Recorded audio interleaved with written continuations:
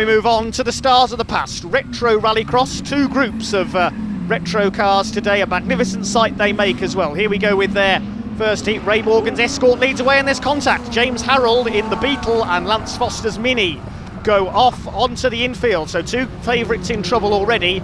That's left Ray Morgan's Ford Escort with a clear lead, and trouble further back for Ian Biaggi in his Mini. The Scotsman loses it there and loses third place to Rallycross newcomer Neil Maynard in his Triumph TR8. He's gone up into third place. The other Mini out there is newcomer Stuart Bowes from Middlesbrough. He's in second place behind Ray Morgan. As we watch Neil Maynard, the Triumph TR7 and TR8 of course made famous in rallying. James Harrold, damage to the rear axle by the look of it on the Volkswagen Beetle there. Let's have a look again. There's the contact. They bang wheels off the line and go flying off onto the infield. Both of them regular winners last season, Lance Foster and James Harrold, but they won't be doing any winning in this heat. Lance Foster's XE and Sand with Mini gets away, but it looks like they are both out. And there's our leader, Ray Morgan, Retro Rallycross Driver of the Year last year. He won the prestigious John Button Memorial Trophy in his BDA Cosworth engine Escort. Stuart Bowes there runs a bit wide through the hairpin in his Mini. And there's Ian Biaggi, another of our Scottish contingent here today in his Mini Clubman. We go into the final lap of Retro Rallycross Heat 1. Neil Maynard in the Triumph, starting to close up on Stuart Bowes for second place. As we mentioned earlier, the Triumph TR7 and TR8 most famous in rallying. The likes of Tony Pond starring in them. But in Rallycross, Warwick Barnes was the leading exponent in a Triumph in years gone by, in the glory days of Lydden and Brands Hatch. Still hoping to see Rallycross back at Brands Hatch someday.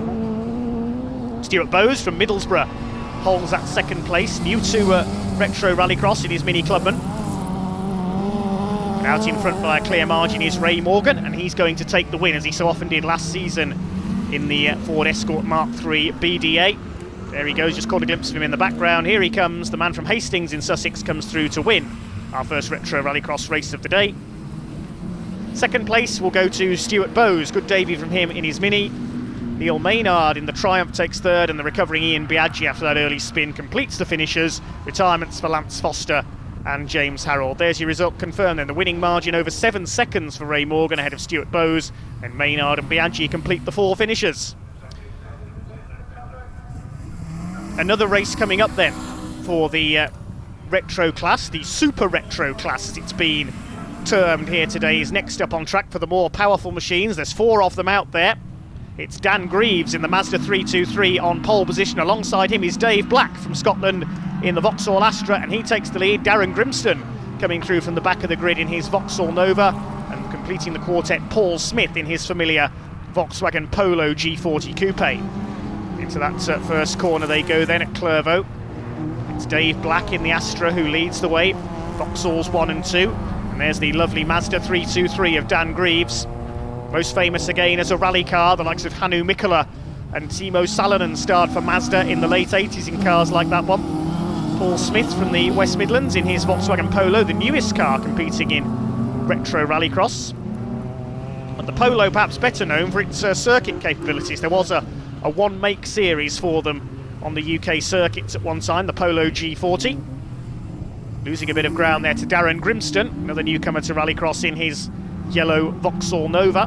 But it's this man, Dave Black from St Boswells in Scotland, who leads. Into the last lap we go then of Super Retro Heat 1. Again, 3 rounds of heats plus a final for each class here at Croft today, plus B finals for the classes with double figure entries. Dave Black in the clear in his smart Vauxhall Astra GTE Mark II. John Welch was the most famous exponent in an Astra in British and international rallycross. Comes down towards the hairpin for the last time. Fairly straightforward drive by Scotsman Dave Black in the Team Black Vauxhall Astra. We saw Jim Black out in a similar car with him last year. It's Dave upholding the honour today. He's going to come through and take our first Super Retro Heat of the day. Darren Grimston comes over in second. And the other 2 cars quite a way behind. Here's the result then. Dave Black, your winner by 2.6 seconds ahead of Darren Grimston. Paul Smith in the Polo third. And newcomer Dan Greaves completes the 4 finishers in the Mazda. Great action so far then. More coming up shortly. Stay with us.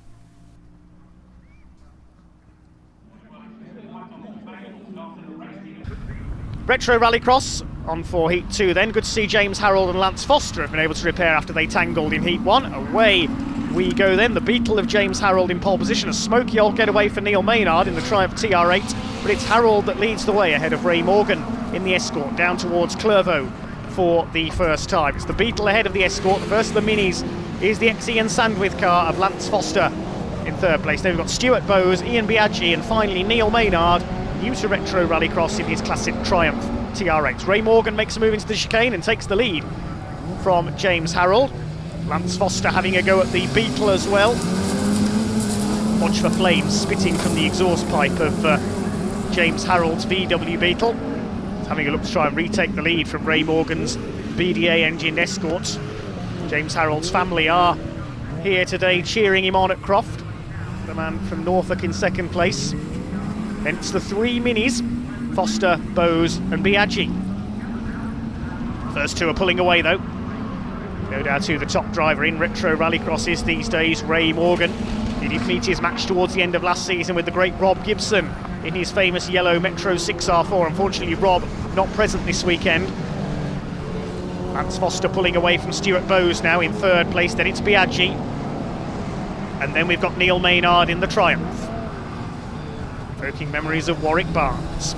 Evoking memories, meanwhile, of John Welch and Mr. Rallycross himself, Martin Shanker, is Ray Morgan out front. Ian Biaggi has a spin there at the chicane in the background in the Mini. I think that's forced Neil Maynard off as well. Indeed, it has. The Triumph rejoins midway down the back straights.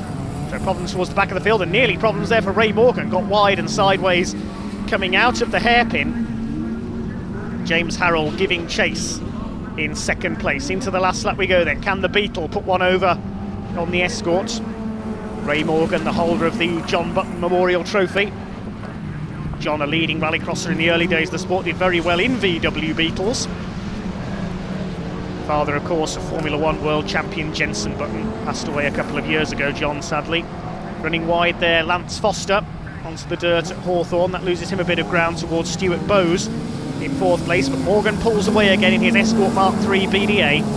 That looks like he is going to take his second Retro Rallycross victory of the day.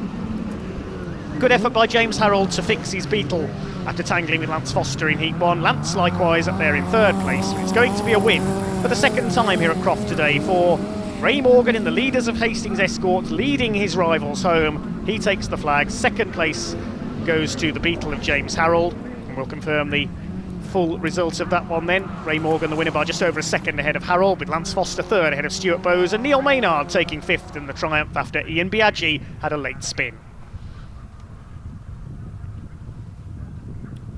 One race to go in this second round of heats here at Croft Circuit then. It is for the Super Retro Rallycross cars. It looks like we've only got three of them out there this time. We haven't got the Vauxhall Nova of Darren Grimsley, so it's Dave Black, Paul Smith and Dan Greaves to entertain us in Heat 2 for the Retros. Dave Black starts as the favourite and he pulls away on the run down to Clervaux for the first time. Paul Smith in the Volkswagen Polo there in second place, entered every Retro Rallycross round last year, supporting the British Championship. And there goes Dan Greaves in that lovely Mazda 323. Very rare car these days, the early Mazda. Dave Black in the Astra Mark II, likewise, the Astra GTE model made famous by John Welch in Rallycross. His version was a Group S version though, the failed concept to replace Group B supercars. Paul Smith's VW Polo. We said earlier there was a one-make series on the circuit. Willie Moore was one of the leading drivers along with Nigel Manners in the Polo Cup in the 1990s. A Mazda made famous in rallying by the likes of Hannu Mikkola, Timo Saladin. Tommy Mäkinen started his career with one of those as well, but they're well behind Dave Black in the Astra. Again, well known as a rally car, the likes of Malcolm Wilson, Matt Jonsson, even Derek Bell was successful in Astras in international rally. While this little history lessons going on, Dave Black is pulling away all the time. He's on the last lap now ahead of Paul Smith. Hopefully we'll see the Grimston Nova back out for Heat 3. There is Dave Black, the man from Scotland. Little wide through the hairpin there, but it matters not. It's going to be 2 wins out of 2 for the Vauxhall Astra GTE of Dave Black, the man from St Boswell's, come through to take the checkered flag. A spin on the last corner there for Dan Greaves in the Mazda. He'll take third behind Paul Smith in the Polo. Bit of a baptism of fire for Dan Greaves today, with very strong opposition in the Super Retro category. And there's the result. Dave Black the winner by 6 seconds ahead of Paul Smith, and Dan Greaves completing the 3 finishers. Cold and windy conditions here at Croft today, but at least the sun is shining. Now we move back to the Retro Rallycross cars. 6 cars on the grid then for their third heat of the day. Ray Morgan's Escort and James Harrold in the Beetle, the 2 cars who should set the pace here. They're on the outside the front row alongside Stuart Bowes in his Mini. Bowes dropping back to 4th place there behind the similar car of Lance Foster. It's James Harrold already with a clear lead in the Volkswagen Beetle around Clervaux for the first time. Ray Morgan's Escort second, and the first of the Minis is Foster ahead of Stuart Bowes. There's Ian Biaggi from Scotland in his Mini, and Neil Maynard's Triumph TR8 at the back of the field. So it's Beetle versus Escort for the lead, then Lance Foster sideways in his Mini. The man from County Durham repaired the car after colliding with James Harrold at the start of race 1. He's trying to chase down his rival from last season, Ray Morgan, the man from Sussex in his BDA engine Ford Escort Mark III. Little wide there into the hairpin. 3 Minis running line astern. Neil Maynard in the Triumph at the back of the field, but Ian Biaggi goes wide there onto the grass. That could allow Maynard to close in. James Harrold leads them in the Volkswagen Beetle. Keen fisherman outside his rallycross commitments as well. His family are here today somewhere on the spectator banking, cheering him on. There's Stuart Bowes, the man from Middlesbrough, his first Retro Rallycross event with the Mini Clubman. Minis and Beetles, the popular cars in the earliest days of Rallycross down at Lydden and Brands Hatch in Kent. Will be at Lyyden Hill on Easter Monday, of course, for round 2 of the British Championship. Lance Foster closing in a little on Ray Morgan. There's Bowes, number 72, in 4th place. Slightly similar livery on that Mini to the one used by Richard Longman in touring cars many years ago. Ray Morgan closing right up meantime as we go into the last lap. Lance Foster out onto the grass. Any one of these 3 can still win it. Can they catch the powerful Volkswagen Beetle of James Harrold? John Button was an early competitor, as you mentioned earlier, in Beetles. The likes of Anders Nordstrom and Boyan Varland were also leading Beetle exponents into the 80s. While the most famous Escort drivers were John Welch and Mr Rallycross himself, Martin Shanker. Meantime, Neil Maynard going to the outside as Hawthorne trying to take Ian Biaggi for 5th place, and Ray Morgan goes off coming into the back straight. He could lose 2nd place. He has lost 2nd, and he's going to lose 3rd as well, because Stuart Bowes coming through in his Mini. Morgan tries to cut back in. Lance Foster's up to 2nd, but it's going to be a win for James Harrold in the VW Beetle. Morgan all over the grass. He's only going to finish 4th by the look of things. Harrold wins it. Who's going to be 2nd? It's Foster. Bowes 3rd, and Morgan only 4th after that late mishap on the last lap. So James Harrold had to repair the rear suspension on his Beetle after colliding with Lance Foster earlier on, but those 2 finish 1-2. Just over 1.5 seconds apart. Stuart Bowes takes 3rd ahead of Ray Morgan, only 4th. Then Maynard and Biaggi complete the 6 finishers. 1 heat to go then before we go into the finals. It's the Super Retro category, and going for a hat-trick of wins is this man, Dave Black, the Scotsman in his Vauxhall Astra GTE. Hopefully we'll see Darren Grimston's Nova back out this time. Indeed we do. You can see it there in the background. In pole position, it is the Rippler-sponsored VW Polo, West Midlander Paul Smith. Good start by Dave Black from the back of the grid. He's got to try and get through his opposition here on the run down to Clervaux for the first time. The gap's there, but it's Darren Grimston in the Nova that gets away well, and the Yorkshireman it is who will lead into Clervaux for the first time. Dave Black going for the outside, and he does take the lead very rapidly there. That Vauxhall Astra certainly very effective here today. Grimston 2nd, Smith in 3rd, and Dan Greaves in the Mazda 323 back in 4th place. It's wonderful to see such an eclectic mix of cars competing in British Rallycross and Retro Rallycross this year. As Paul Smith tries to close upon Darren Grimston. Needs to make up for lost time here. He missed the 2nd heat with problems with the Nova. Dan Greaves at the back of the field in the Mazda. Rallycross really is going through its biggest boom period for many years, probably since the days of the Group B cars in the 1980s and early 90s. Paul Smith out onto the grass there in third place. Of course, last year we saw the first ever World Rallycross Championship contested. The FIA World Rallycross champion Petter Solberg from Norway, the former World Rally champion.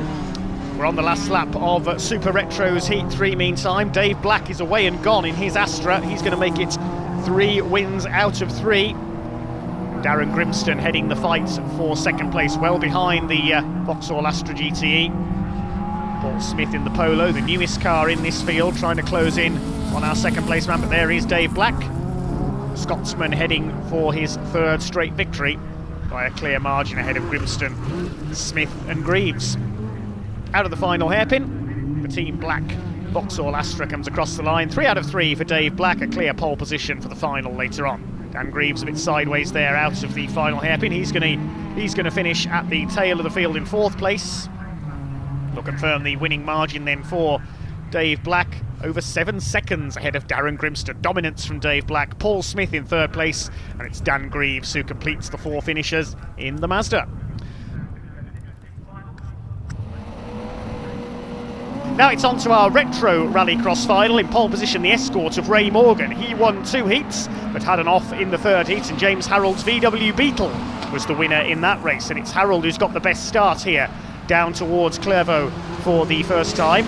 Beetle leads the way then. Lance Foster in 3rd place in the Mini. Had a collision with James Harrold at the start of the first heat. There's Stuart Bowes in his Mini Clubman in 4th place. Then behind them we've got the Triumph TR8 of Neil Maynard in 5th. And Ian Biaggi from Scotland in his Mini, completing the 6 runners in this Retro Rallycross final.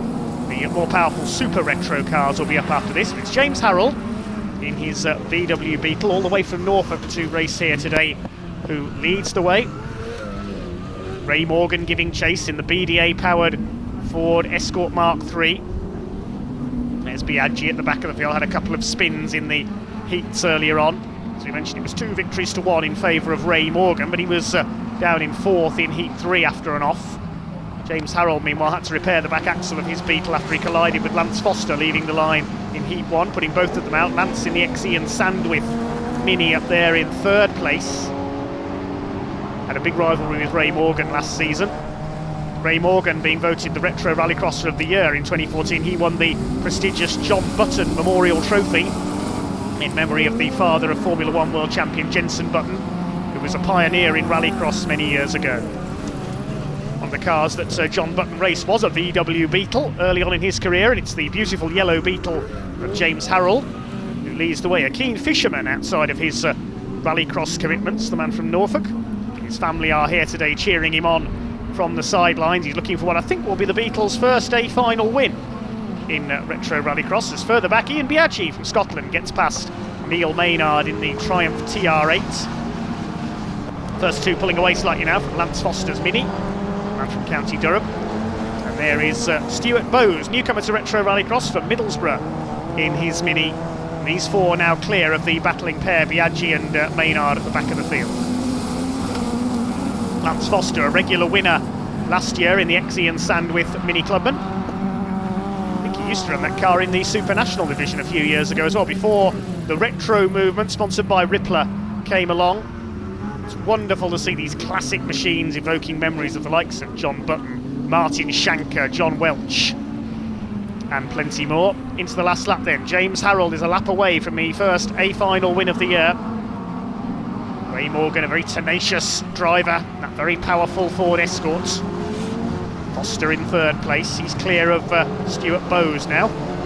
Can the Volkswagen Beetle hold on in front? A bit of smoke there out of the back of Ray Morgan's Escort. That looks like oil smoke to me. Let's hope he's not dropping any fluids onto the tarmac there, making things more difficult for the last couple of races.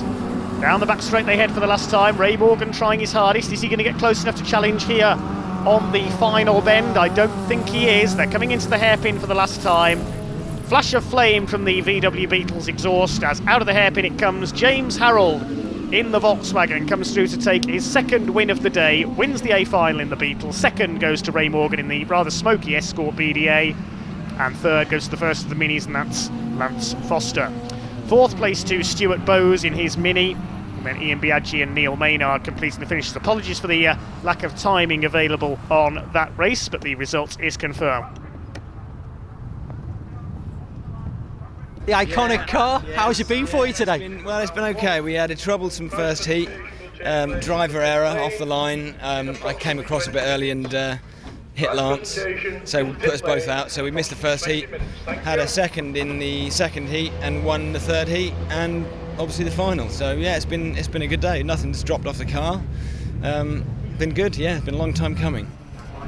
Now on to the final for the more powerful super retro cars, and on pole position, going for 4 wins out of 4, is Dave Black in the Vauxhall Astra. Won all 3 heats at a canter earlier on, but it's Darren Grimston in the Vauxhall Nova making the better start here and leads the 4-strong field down into Clervaux for the first time. But Dave Black round the outside in the Astra, sideways around Clervaux, but he manages to gather it up. Paul Smith in the VW Polo goes through the gravel on the outside. He's in third, and completing the field, Dan Greaves in his lovely Mazda 323. So it's Dave Black from Scotland who leads the way then, ahead of Darren Grimston, newcomer to Retro Rallycross, the local man from North Yorkshire. Paul Smith, who we saw a regular in Retro Rallycross with the Polo last season from the West Midlands, in third place. He's under pressure though from Dan Greaves, also in his first Retro Rallycross event here today, the man from Cheshire in his Mazda 323, more famous as a rally car than for its rallycross exploits over the years. The Polo, more famous in circuit racing, the G40 Coupe. Just gets up onto the grass there, but remains third. Here comes Dan Greaves, trying to pull alongside him, and he's going to go through into third place. Dan Greaves in the Mazda. Out in front, though, it is Dave Black. He's going for a maximum 4 wins out of 4 in the Vauxhall Astra Mark II GTE. Car made famous in rallycross, of course, by the great John Welch in the 80s and early 90s. Darren Grimston in second in his Nova still. Dan Greaves holding on for third, just learning the ropes, relative newcomer to rallycross. The same colours as the older Mazda Team Europe colours, the Belgian-based squad that ran rallying in the late 80s, the likes of Hannu Mikkola and Timo Salonen doing the driving. On the brakes into the hairpin, Paul Smith trying to close up on him in the VW Polo. Dave Black leads though into the final lap in the Astra. He's well clear of his opposition, as he has been all day in the Team Black Racing Vauxhall Astra GT. We've seen Jim Black appear for the team as well last year. Hopefully we'll see Jim out at subsequent rounds. And a cloud of smoke there in the background. Somebody's in trouble. That's Dan Greaves. He's blown the engine in the Mazda, and his day ends a lap early. He's back in the paddock. So it'll be just 3 finishers then to the Super Retro final. Into the last bend in the Rippler-sponsored Astra comes Dave Black. Was clear of his opposition in all 3 heats, and similarly clear as he comes through to take the win in the A final. Darren Grimston will cross the line second in the Nova ahead of Paul Smith in the Polo. So there is the result confirmed then. 5 seconds the margin for Dave Black over Darren Grimston. Paul Smith's VW Polo third, and Dan Greaves unfortunately was a retirement.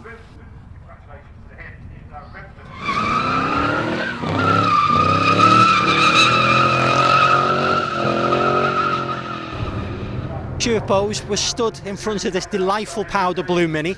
Tell us a little bit about it. It belonged to somebody called Tony Gunston, who I used to race against 20 odd year ago. That's when I actually used to race that Mini there. And Tony basically put it into a barn in 1997. It was in fairly rough shape. We've done a total restoration on it, basically down to the roll cage. And it is what you see today. The engine and box have been looked after and breathed upon by Green and White Mini Spares, but the bodywork's all ours, and we're looking forward to racing it again. Let's see how Stuart Bowes gets on then in our first Rippler Retro Rallycross heat of the day. James Harrold won the first round. He's on pole position in the VW Beetle, but watch for Rob Gibson in that iconic MG Metro 6R4. He takes the lead into Chessons for the first time. No joker laps, incidentally, in Retro Rallycross. James Harrold second, Lance Foster in his Mini up there in third place. A poor start for Ray Morgan in the Ford Escort Cosworth BDA. There at the back of the field, the white car. Slowing up at the back, Paul Haig in his Vauxhall Nova. Morgan gets past Stuart Bowes in his Mini, and Paul Smith in there as well in his VW Polo Coupe. So Ray Morgan a bit slow off the line there in the Escort. We're normally used to seeing him up at the sharp end fighting for victories. There's Paul Haig dropping out of the race in his Nova. Early mechanical problems for him. Ian Biaggi, the Scottish driver in his Mini Clubman, fighting now with Hastings-based Ray Morgan, the Escort trying to go around the outside. A seriously powerful car, quite similar to the machine that Martin Shanker and John Welch shot to fame in the mid-80s, especially here at Lydden and Brands Hatch. Stuart Bowes, we heard from earlier, behind them in the ex-Gunson Mini, as Ray Morgan now gets past Ian Biaggi's Mini Clubman, and will now chase down the other Mini in the race, Lance Foster, who's in third place. Rob Gibson's away and clear then in his Metro 6R4, one of the most famous shapes in rallycross of all time. There's Morgan fighting with the Minis further back, and Paul Smith behind them in his VW Polo. Side by side between Bowes and Biaggi. Biaggi, the southern Scottish base driver, on the inside, Bowes from Middlesbrough on the outside. Battling between the two Mini Clubmans. They're fighting for 5th place now, but here's our leader, Rob Gibson, in the car that he was successful in the European and British Championships in back in the 80s and 90s, the famous 6R4, away and clear of James Harrold's Beetle. Rob missed the first round at Croft and is looking to make up for lost time here. Round North Bend he goes, well clear of Harrold. Lance Foster's green and white XE and Sandwith Mini is in third place. Down into Paddock Bend comes Rob Gibson. He's going to take the checkered flag. The famous yellow 6R4 makes a winning start to 2015, well ahead of James Harrold. Still the battle going on between Bowes and Biaggi further back for 5th position. There's Ray Morgan ahead of them. He's going to take 4th, ruining a slightly poor start there. He finishes behind Lance Foster. We'll confirm the timed results in a second.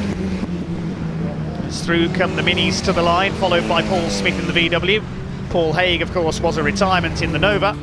Here's the result then. Gibson the winner by some 7 seconds over James Harrold, with Lance Foster third ahead of Ray Morgan's Escort, Stuart Bowes and Ian Biaggi completing the top 6. Paul Smith, the other finisher in the VW.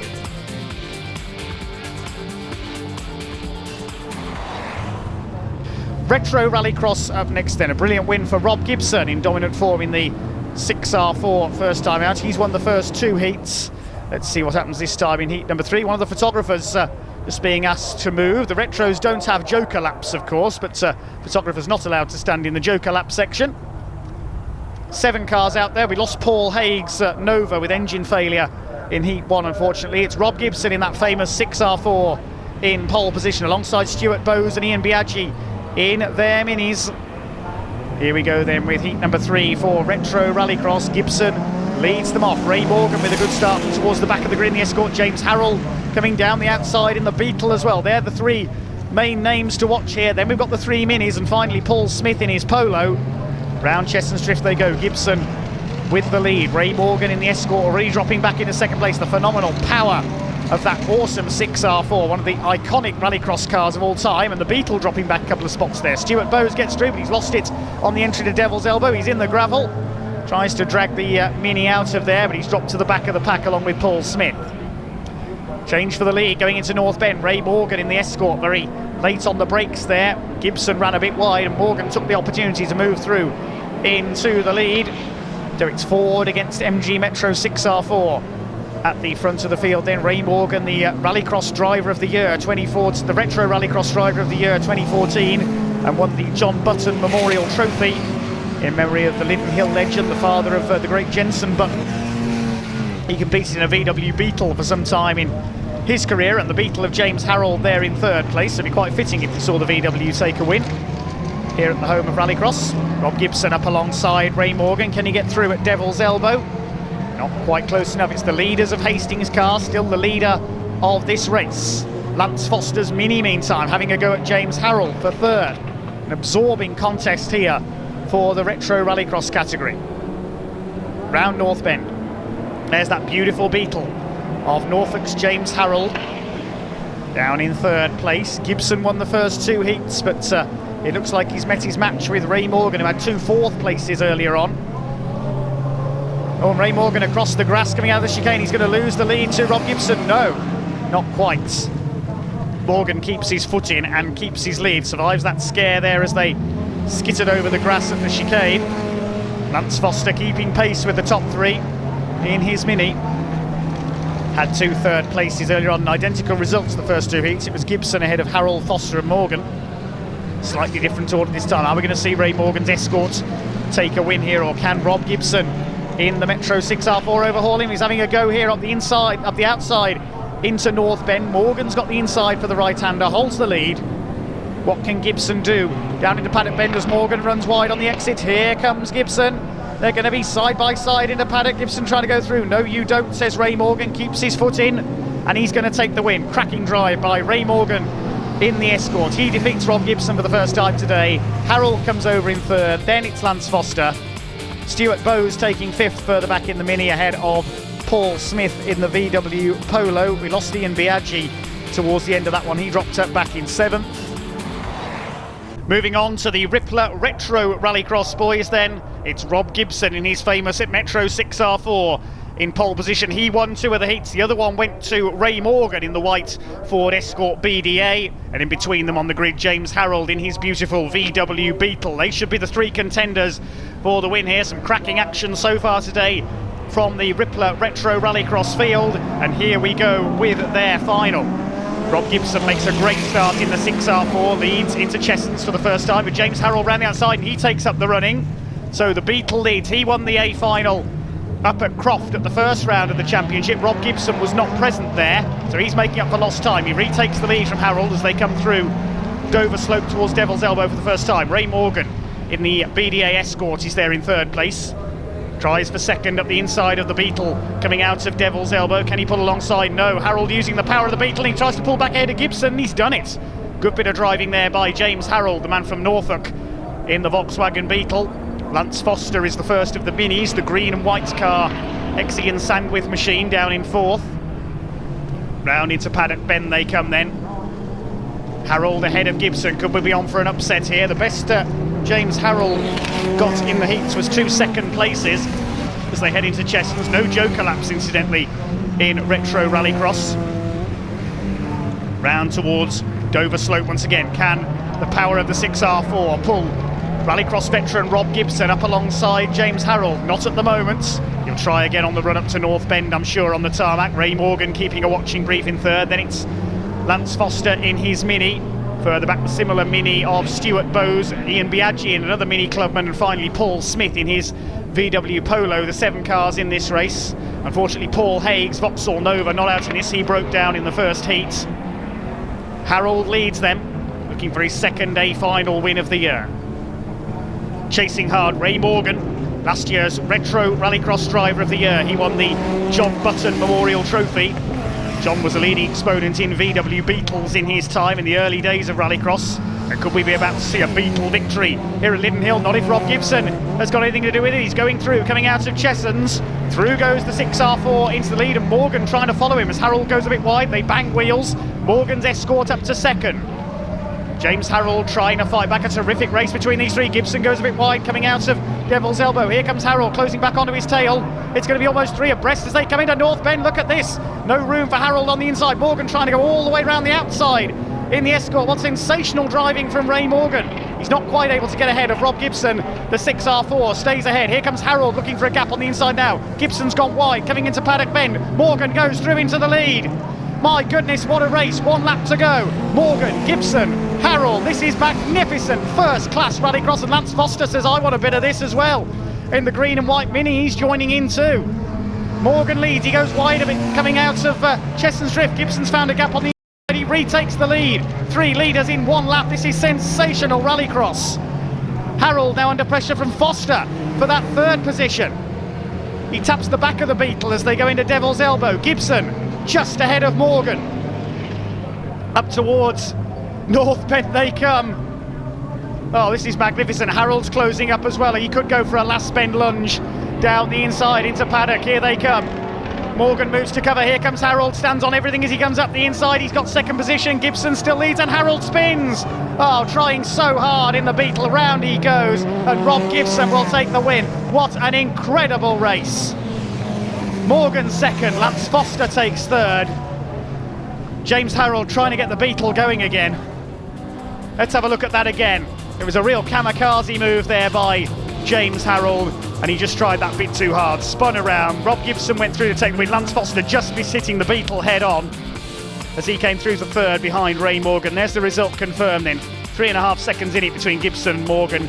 Foster taking third, Stuart Bowes coming through for fourth in his Mini, Harrold recovering for fifth, Paul Smith sixth in the VW Polo, and the other runner Ian Biaggi was a retirement. Rob Gibson, very well done. Retro Rallycross win. Tough one. Quite tough. I had problems with my tyres. I had a dodgy tyre, and the track was quite good, but we got there in the end. It seems to be getting a little bit more competitive. I think is probably the best way of putting it out there now. Yeah, all these cars are the old supercars, so it's tough. Yeah, but it's very quick. It's not as much as a display anymore. It's solid racing, isn't it? Oh yeah, it's tough in front or behind or whatever, or getting through the pack. I was on a 5-second penalty through the laps, so we did quite well really.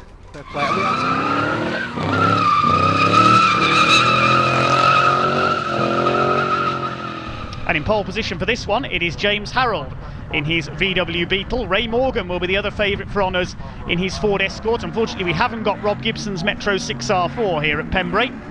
James Harrold and Ray Morgan lead them off. Lance Foster in the Mini in third place ahead of Dan Greaves' smart Mazda 323. The orange Mini there, Ian Shelley making his first appearance of the year. It's James Harrold who leads the way. There is Shelley, Paul Smith in the VW Polo, and Jordan Bowes at the back of the field there in the blue and white Mini, prepared by his father Stuart. Making his Rallycross debut here this weekend, Jordan Bowes. Side by side as they come out of the hairpin. Morgan very sideways in the BDA engined Ford Escort, battling with James Harrold. They're going to be the two favourites for honours surely here this weekend, although Lance Foster could spoil the party. That's Ian Sandwith Mini, very quick in the right conditions.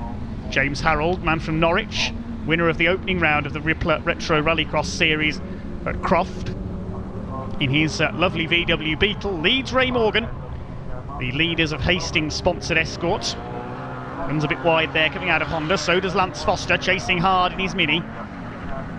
Down into Hatchett's hairpin they come for the second time. Harrold, the man from Norfolk, leads the Sussex driver Ray Morgan, who took a fair number of wins last season, won the John Button Memorial Trophy as Retro Rallycross Driver of the Year. John Button, of course, raced VW Beetles in his career, including some with Porsche engines. It's James Harrold's Beetle who leads the way here. There's Jordan Bowes in, I think he's 5th place in the Mini. Behind Dan Greaves in the Mazda 323. They've got ahead of Ian Shelley and Paul Smith in their Mini and VW Polo. Greaves very sideways there coming out of the hairpin in the Mazda, as Ray Morgan tries to move up to challenge James Harrold for the lead in this Rippler Retro Rallycross Heat 1. Again, the Beetle gets the better exits from Honda corner as we look further back in the field. Dan Greaves still ahead of Jordan Bowes in the Mini Clubman, prepared by his father Stuart. Jordan giving a good account of himself on his Rallycross debut here, chasing Dan Greaves in the Mazda 323, better known as a rally car than a Rallycross car in its heyday. The likes of Timo Salonen and Hannu Mikkola, well-known rally drivers for the Works Mazda team in the late 80s. And Bowes going through there, or trying to, as they come up to the left-hander at Spitfires. Yes, he goes through, gets the Mini ahead of the slightly more bulky Mazda. Dan Greaves missed the second round at Lydden. In the final in the first round at Croft, he blew his engine in the Mazda, had to miss round 2. Here are our leaders then, and James Harrold's pulled away a little bit from Ray Morgan. It will be checkered flag this time, slightly shorter races for the older cars in Retro Rallycross. James Harrold's Beetle then is going to take the first win of the day. He holds off Ray Morgan all the way to the line. Good drive, James Harrold. Third goes to Lance Foster in the Mini, chasing hard all the way. And wait to see who's going to come through for fourth. Looks like he's going to be Jordan Bowes in his Mini Clubman. Is he going to hold off Dan Greaves in the Mazda? The man from the northeast holds off the Cheshire driver. Yes, it's going to be fourth, a long way behind the top three for Jordan Bowes in the Mini. Fifth goes to Dan Greaves, and I think it will be Ian Shelley next time. Oh no, it won't. Ian Shelley unfortunately has dropped out of the race. So we'll confirm the result then. That should promote Paul Smith's VW Polo into the top 6, as we'll see in a second then. Here is the result. So just under a second in is at the flag between James Harrold and Ray Morgan. Lance Foster taking third, well ahead of Jordan Bowes, then Dan Greaves and Paul Smith completing the 6 finishers.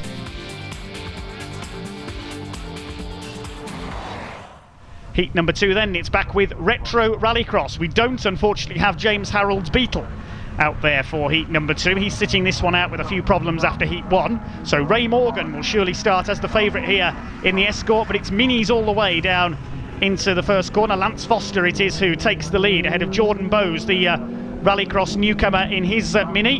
And here comes Ray Morgan now, the more powerful Escort moves up on the outside, but Lance Foster, who took several wins last season, holds him off. Always been a friendly rivalry between Ray Morgan and Lance Foster in Retro Rallycross events. It's the green and white Mini Spares machine who leads ahead of Morgan. Bowes in third, then Ian Shelley with the orange Mini. Behind him Dan Greaves in the Mazda, and finally the VW of Paul Smith, the Polo Coupe, more known as a circuit race car in its time.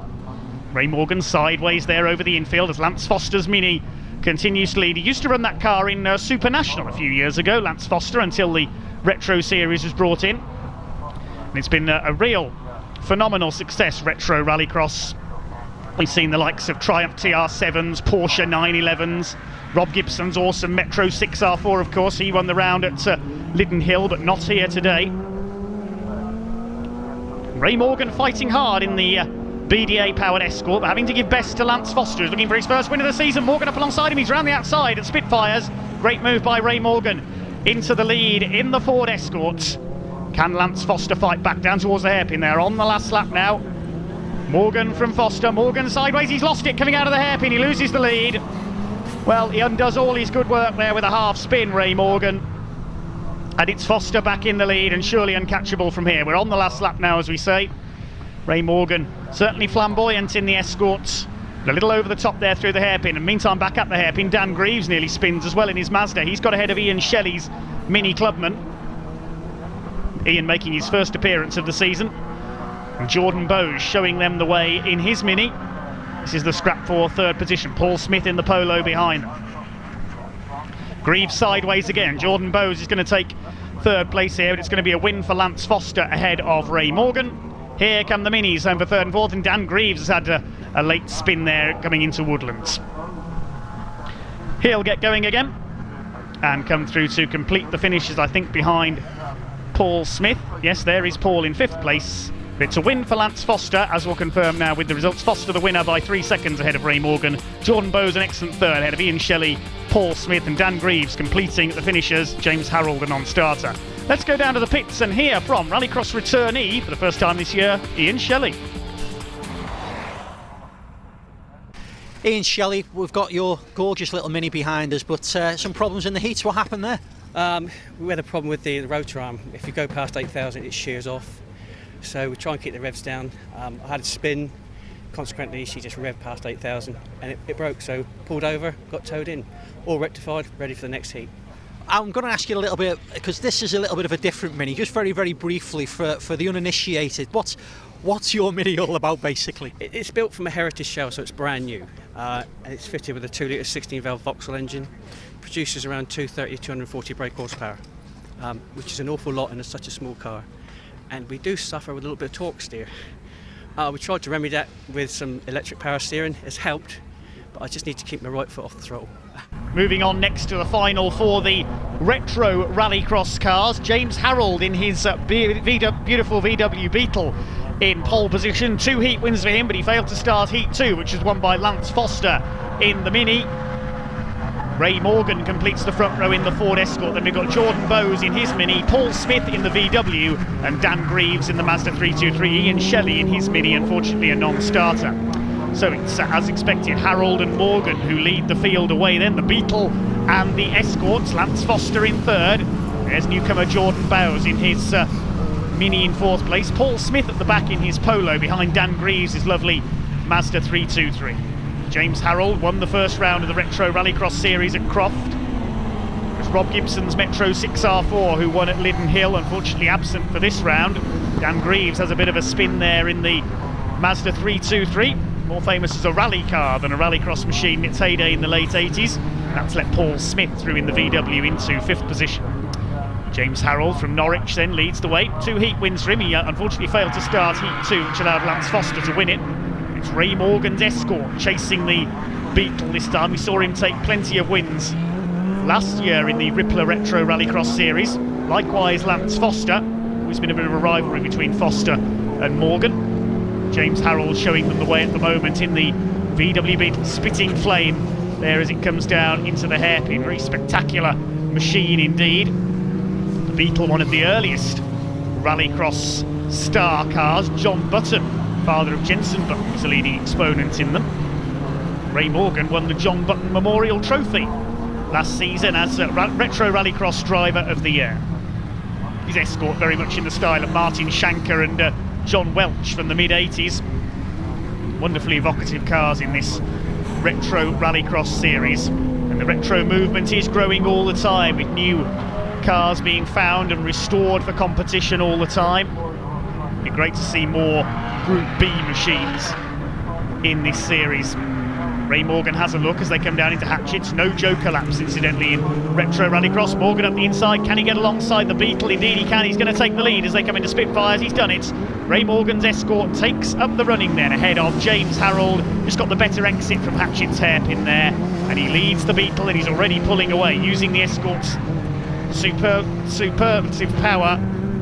Round the hairpin they come. Lance Foster's closing up as well in the XE and Sand with green and white Mini Spares. Mini Clubman, the car he used to run in the Super National Championship. They're a finalist coming up shortly. Ray Morgan's heading for victory then. He's on his last lap now. The Mark III Escort with the BDA engine is going to take its first final win of the season. It's going to be 3 different winners from 3 rounds of the Rippler Retro Rallycross Series. And the leaders of Hastings-backed Escort of Ray Morgan comes out of the last corner, takes the checkered flag. That's Morgan's first final win of the season. James Harrold second, and Lance Foster comes over in third. We'll confirm the rest of the results in a moment. Well done indeed to Ray Morgan, the winner by 2.5 seconds ahead of James Harrold at the flag. Lance Foster in third place, then Jordan Bowes gets fourth on his Rallycross debut. Paul Smith and Dan Greaves rounding out the 6 finishers. Ian Shelley unfortunately was a non-starter.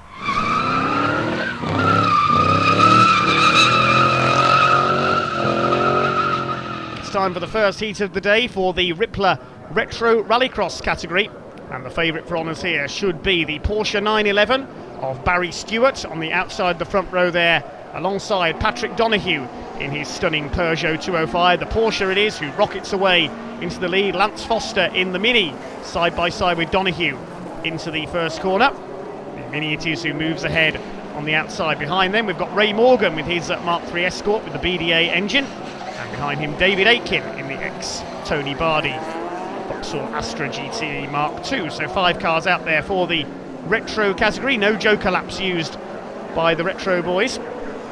There is Patrick Donoghue, that stunning 80s works liveried Peugeot 205 up there in third place. But it's Barry Stewart in the Rothmans lookalike Porsche 911 who leads the way. And 3.6's David Aiken in the GM Dealer Sport liveried Mark II Astra. We say that's an ex-Tony Bardi car. Tony having competed in Rallycross virtually since Rallycross was founded, I think, and still competing in rallying today. It's Stewart that leads from Lance Foster in the XE and Sand with Mini Clubman. Donoghue up there in third place under pressure from Aiken, the 2 local drivers, and Ray Morgan looking a little off the pace here in his Escort. He's normally up there fighting for the lead, has a friendly rivalry going on with Lance Foster. It's the Mini up there in second place at the moment. No answer to the grunt of the Porsche 911 of Barry Stewart. It was a 911 that won the first ever British Rallycross Grand Prix in the hands of Rolf Nilsson way back in 1982. As off onto the grass there goes Lance Foster in his Mini, but he does just about retain second place, or is he? Because through goes Donoghue up in a second, and through goes Aiken. So that mistake costing Lance Foster 2 places there. And the 2 Irishmen fighting it out for second place now. Aiken gains 2 places in one corner. The Astra up into second place.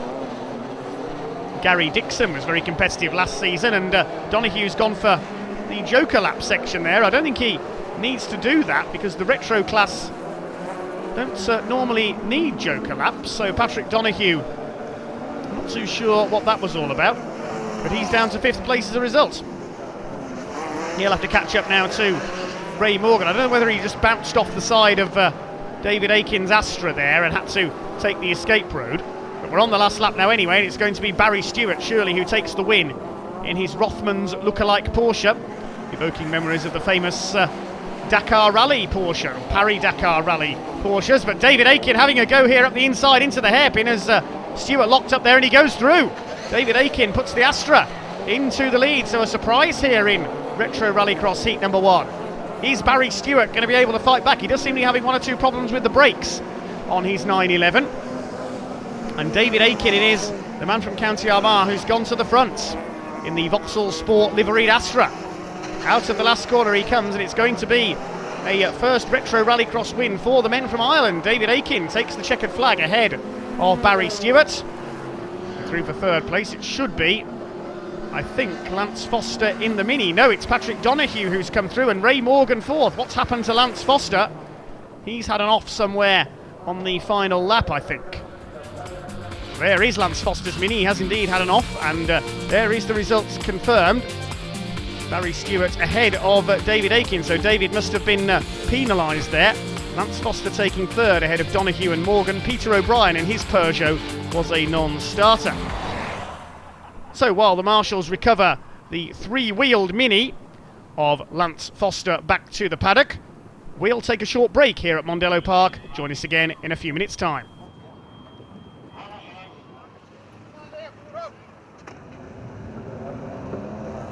Now it's time for the Rippler Retro Rallycross final. Barry Stewart in the Porsche 911 has dominated the day so far. He'll start in pole position. Ray Morgan's out there with the Escort, and look at that lovely Peugeot 205 of Patrick Donoghue, number 909. He's actually running in the rally car class this weekend. There is a rally car class in Irish Rallycross. David Aiken is out there as well with his Works liveried Vauxhall Astra GTE, the ex-Tony Bardi car. He lines up alongside Barry Stewart, and completing the front rank is Ray Morgan's Escort. Then we've got Lance Foster, who lost a wheel earlier on in one of his heats, and finally Patrick Donoghue in the Peugeot 205. 5 cars on the grid then for the Retro Rallycross final. Away they go, and it's once again the Porsche of Barry Stewart who launches off the line into the lead. A better getaway from Ray Morgan this time in the Escort as well. He's had a quiet day by his usual standards. Up into second place goes the almost a Martin Shanker lookalike machine, that is. Lance Foster's Mini is third, and then our two local contenders, Patrick Donoghue and David Aiken, in the Peugeot and the Astra. They'll battle together at the back of the field. And it's Barry Stewart looking to make it 4 round winners from 4 meetings in Retro Rallycross so far this year.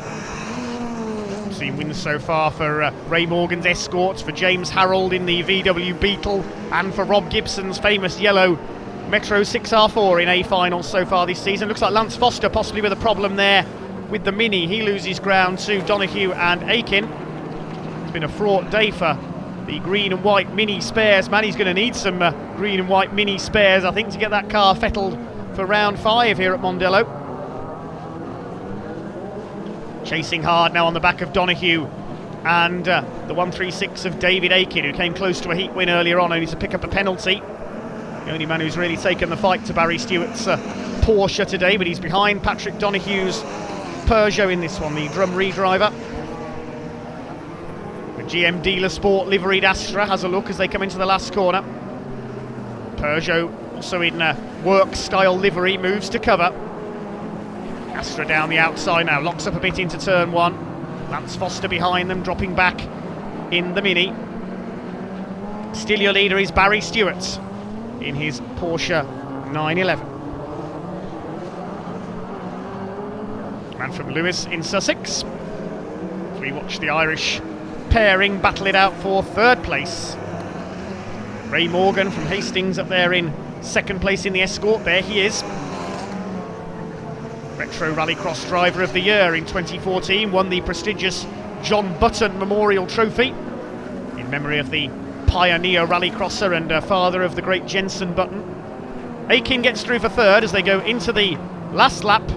It's looking good for Barry Stewart. He's going to make it 4 different final winners in the Rippler Retro Rallycross series out of 4 rounds this year. Aiken up there in third in the Astra. Lance Foster, a day of struggle for him in his Mini. He's back in 5th.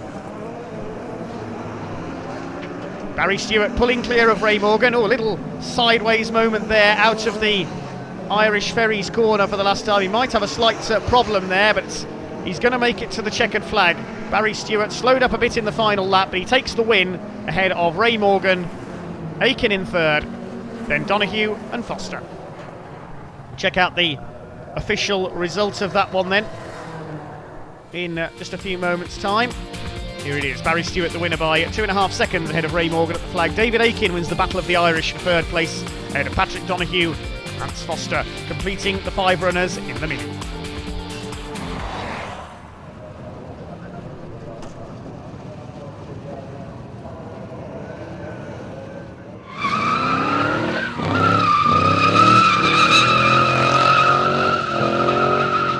Time for heat number 1 for the Rippler Retro Rallycross series. 4 retro cars plus 1 rally car class machine out there. That's the Peugeot 205 at the back of the grid. Barry Stewart's Porsche, which should be the favourite here, and he fair rips through the rest of the entry off the grid there. The Porsche 911 to take the lead ahead of Ray Morgan in the Escort BDA. Lance Foster in the Mini is in third place. Then behind them we've got David Aiken, who made a bit of a slow start in the Vauxhall Astra Mark II. And then Peter O'Brien in the rally car spec Peugeot 205 at the back of the field. So the Rippler Retro Rallycross, we've seen 4 different round winners so far this year. James Harrold, Rob Gibson, Ray Morgan, and yesterday in round 4 Barry Stewart. So today we should see the first repeat A final winner, but in heat number 1 it's Barry Stewart going clear in the Rothmans lookalike Porsche 911. Ray Morgan up there in second place. Lance Foster's Mini under fire from David Aiken in the ex-Tony Bardi Vauxhall Astra Mark II. Has a look on the inside as they come up towards the hairpin. He goes through past the green and white Mini spares machine, and Lance certainly needed some green and white Mini spares overnight. He had quite a bit of damage in round 4, unfortunately. Ray Morgan's Escort now under fire. It's England versus Ireland for that second place now, but away and clear at the front is Barry Stewart. Don't forget the retro class doesn't use joker laps, so Barry Stewart already looking set for victory here.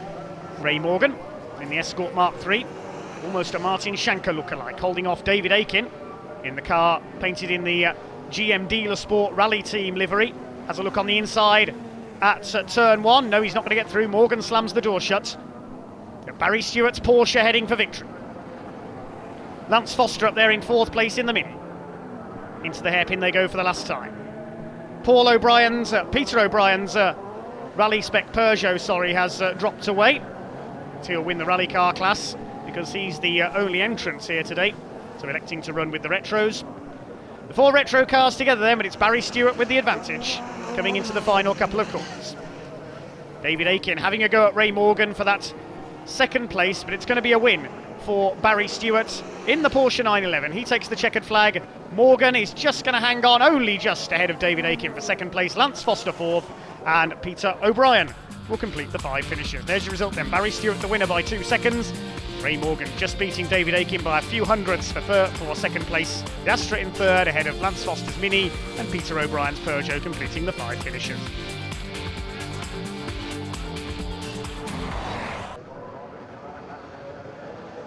Heat at number 2, Barry Stewart's going for his second win of the day in the Porsche 911. He makes a good start ahead of Ray Morgan in the Ford Escort Mark III. Then Lance Foster, David Aiken, and the rally car class Peugeot 205 of Peter O'Brien there at the back. So Barry Stewart's Porsche then won the A final in round 4 yesterday. Into the hairpin he heads. Ray Morgan ahead of his friendly rival Lance Foster in the Mini. Don't forget the retro class does not have joker laps, so it's a straight race over 3 laps here. David Aiken injecting a bit of Irish flavour into the retro class, the Vauxhall Astra GT pilot from County Armagh. They're in 4th place in the ex-Tony Bardi car, chasing after Lance Foster's familiar green and white Mini.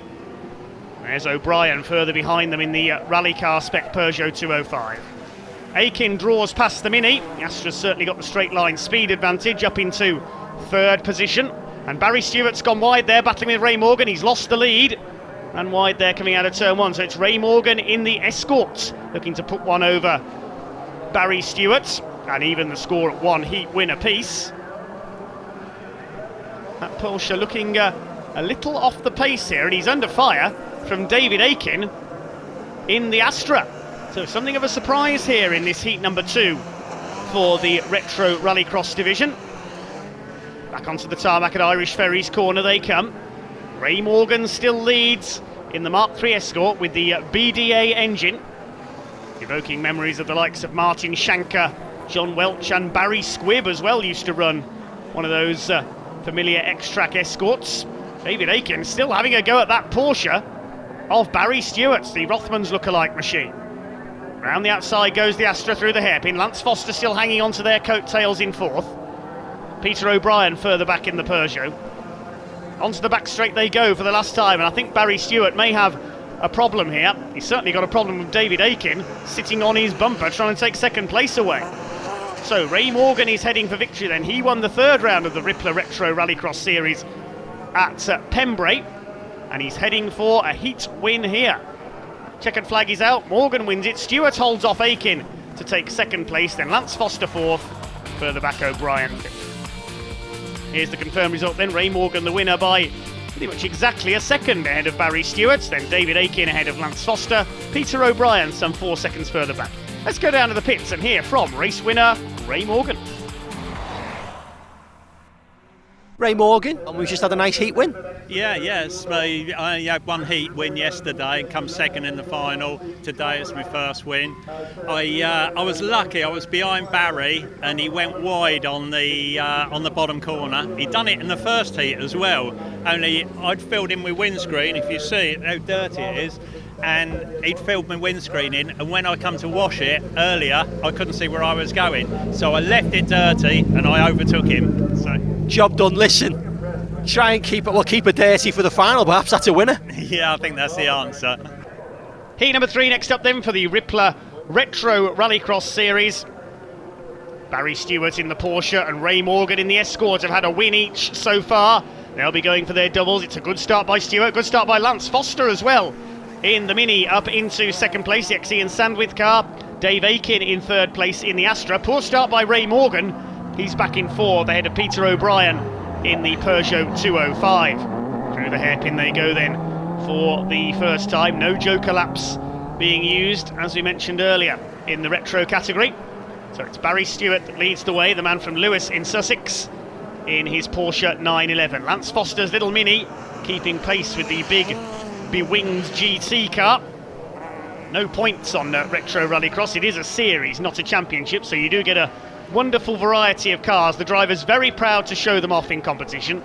Dave Aiken going through into turn 1 up into second place in the Astra. Ray Morgan starting to catch up as well with his rival Lance Foster. Great friends off the track, but great rivals on it. Barry Stewart's under pressure now from Dave Aiken. We saw this in the battle for second place in Heat 2 earlier on. It was Ray Morgan who took the win on that occasion, but a slow start putting him back in fourth place this time. Peter O'Brien is further back in the 205. Just catch a glimpse of him there in the background. And Dave Aiken all over the back of Stewart. Now he's going to try and make a move for the lead as they come down the home straight, but the extra grunt of the Porsche should keep Barry ahead here. Into the last lap they go. Foster still up there in third ahead of Ray Morgan. He's not going to make it a double win, but Barry Stewart is trying his hardest to, if he can hold off this Astra Mark II GTE of a very determined Dave Aiken. Through Sayat Bend for the last time, onto the back straight. Can Barry Stewart hang on for his second win of the day? He had 3 wins, including the final in round 4 yesterday. Just hanging on somehow ahead of Dave Aiken in the Astra. Round the last corner they come then. It looks like Barry's only got to put his foot down now. The Porsche pulls away down the tarmac and takes the checkered flag. Aiken in second, Lance Foster third, then Ray Morgan. Here's your results of that one then. Barry Stewart the winner by just under a second ahead of Dave Aiken. Foster in third, then Morgan, and further back Peter O'Brien in the rally car class Peugeot 205, completing the 5 finishers.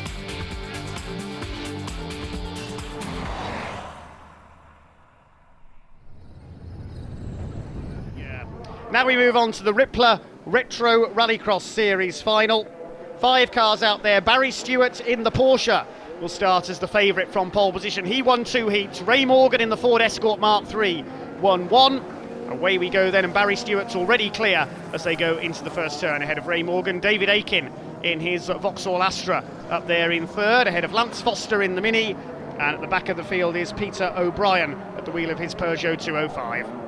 Around the hairpin they go for the first time. Then Barry Stewart's looking to become the first man to win 2A finals in Rippler Retro Rallycross this year.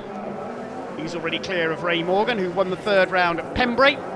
David Aiken chasing hard, had 1 or 2 problems in the heats earlier on with that ex-Tony Bardi Astra. Well, Lance Foster had to work hard ahead of this round 5. In the 4th round yesterday here at Mondello, he sustained a fair bit of damage. Peter O'Brien behind them in the rally car class Peugeot 205, running with the Retros today as the only rally car entry. It's Barry Stewart in the Porsche going clear. Ray Morgan under pressure from David Aiken in the Astra, side by side as they head into the hairpin. Morgan pulls away as they go through Seat Bend, the leaders of Hastings Mark III Ford Escort with the BDA engine. Lance Foster up there in 4th in the green and white Mini Spares car. There goes Barry Stewart in his Porsche 911 in the Rothmans lookalike livery. Seen 4 different A final winners so far in Rippler Retro Rallycross this year, and problems there for David Aiken. The Astra slowing down, he's in trouble. So Lance Foster goes through into 3rd place. Peter O'Brien in the Peugeot will go through for 4th. There is 1 race to come, I can tell you.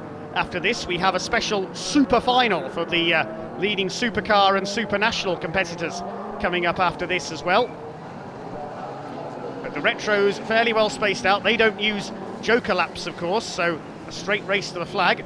Stewart still leads. Ray Morgan trying to reel him in the Mark III Escort. Barry Stewart from Lewis in Sussex, looking good for his 2nd A final win of the weekend. The other winners earlier in the year being Ray Morgan, James Harrold and Rob Gibson in his famous 6R4. They'll be back out, I'm sure, at the next round at Pembrey in South Wales. There's David Aiken, the Astra in trouble. He's pulled off into the joker lap section. He's out of the race. There is the man in 3rd place, Lance Foster, behind the leaders. Peter O'Brien, the other man left running in the Peugeot. Here they come then, into the back straight for the last time.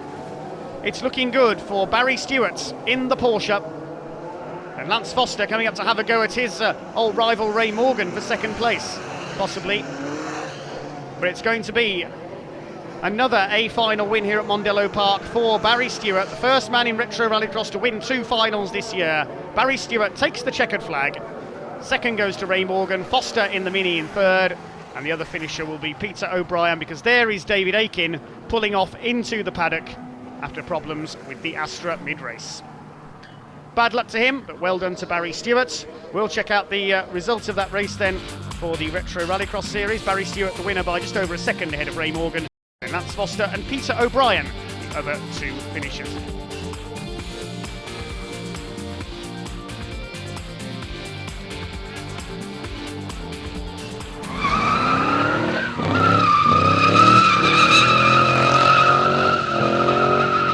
Stuart Bowles, whenever we talk, there's always seems to be something going on. Tell us a little bit. I can see even some of your fellow competitors trying to help out behind. What's going on with the car? Rear beam issues again. Obviously at Lydden we had a similar problem. Jordan raced the car at the World Rallycross and had a bit of an incident. And we've basically rebuilt the car from scratch and finished it 1 o'clock yesterday afternoon, drove down here, and obviously something's not been quite right. We've gone out for practice, and the handling is horrendous.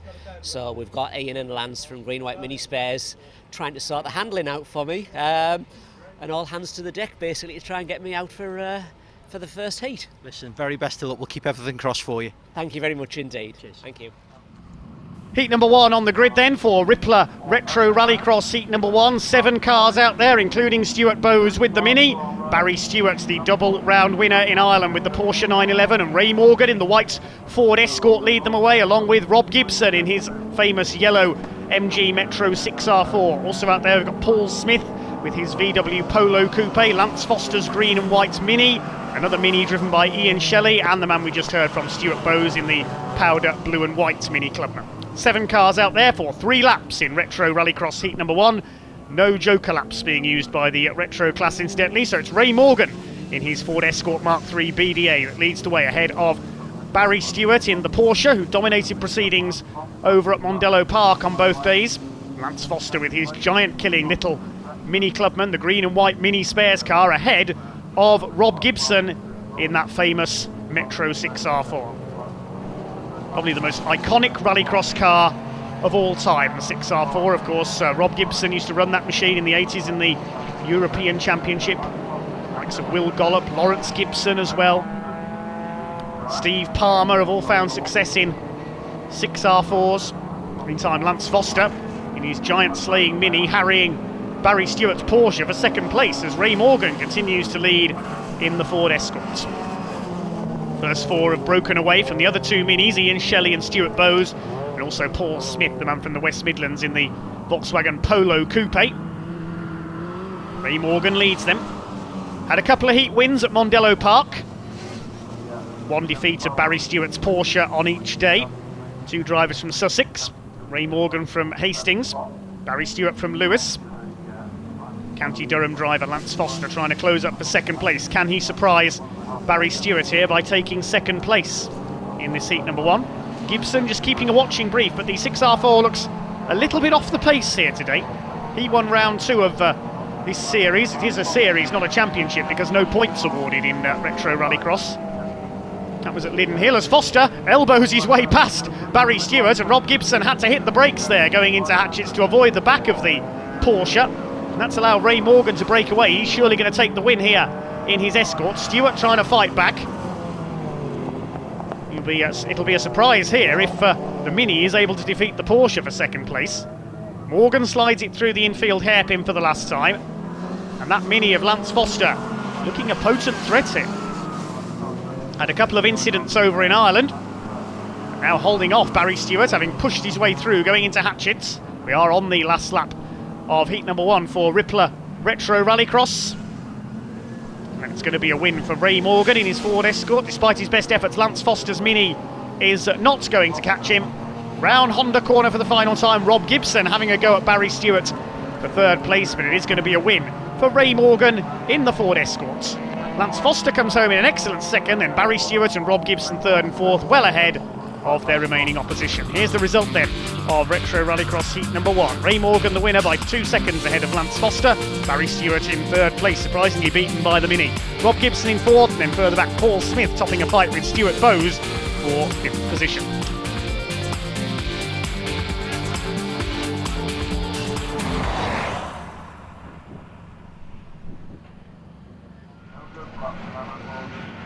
We're on to Rippler Retro Rallycross heat number two. 7 cars out there for 3 laps. It's the Minis that lead them away this time. Barry Stewart trying to get around the outside there in the Porsche, but it's Lance Foster's Mini who leads them away this time. Ray Morgan, the winner of heat one in the Escort, is at the back. Got boxed in on the run to the first turn there. He's got ahead of Paul Smith in the VW Polo now. Morgan now moves ahead of Ian Shelley in the orange Mini. It's the other Minis and Barry Stewart's Porsche who set the pace. Barry Stewart has taken the lead away in his Rothmans lookalike Porsche 911. Lance Foster second. Stuart Bowes, we heard he'd had a few problems in practice, up there in third in his Mini. We've seen his son Jordan race that car here as well.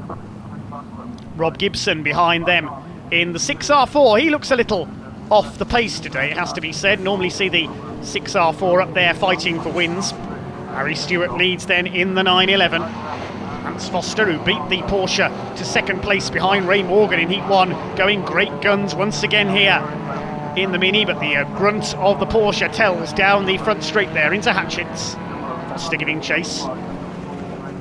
Just a reminder, no joker laps used in the retro category.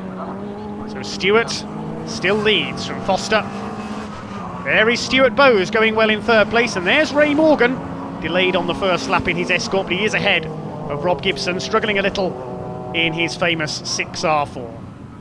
Let's hope he can get that back on the pace for the meeting finals later on. Still Barry Stewart leads from Lance Foster, the Porsche ahead of the Mini. Oh my goodness, Lance Foster's rolled it, coming through the left-hander. He must have clipped the tyres on the inside there. Big accident for Lance Foster. Now, is that going to be a race stoppage? He's not on the racing line there, so the race may well continue. We hope that Lance Foster is okay.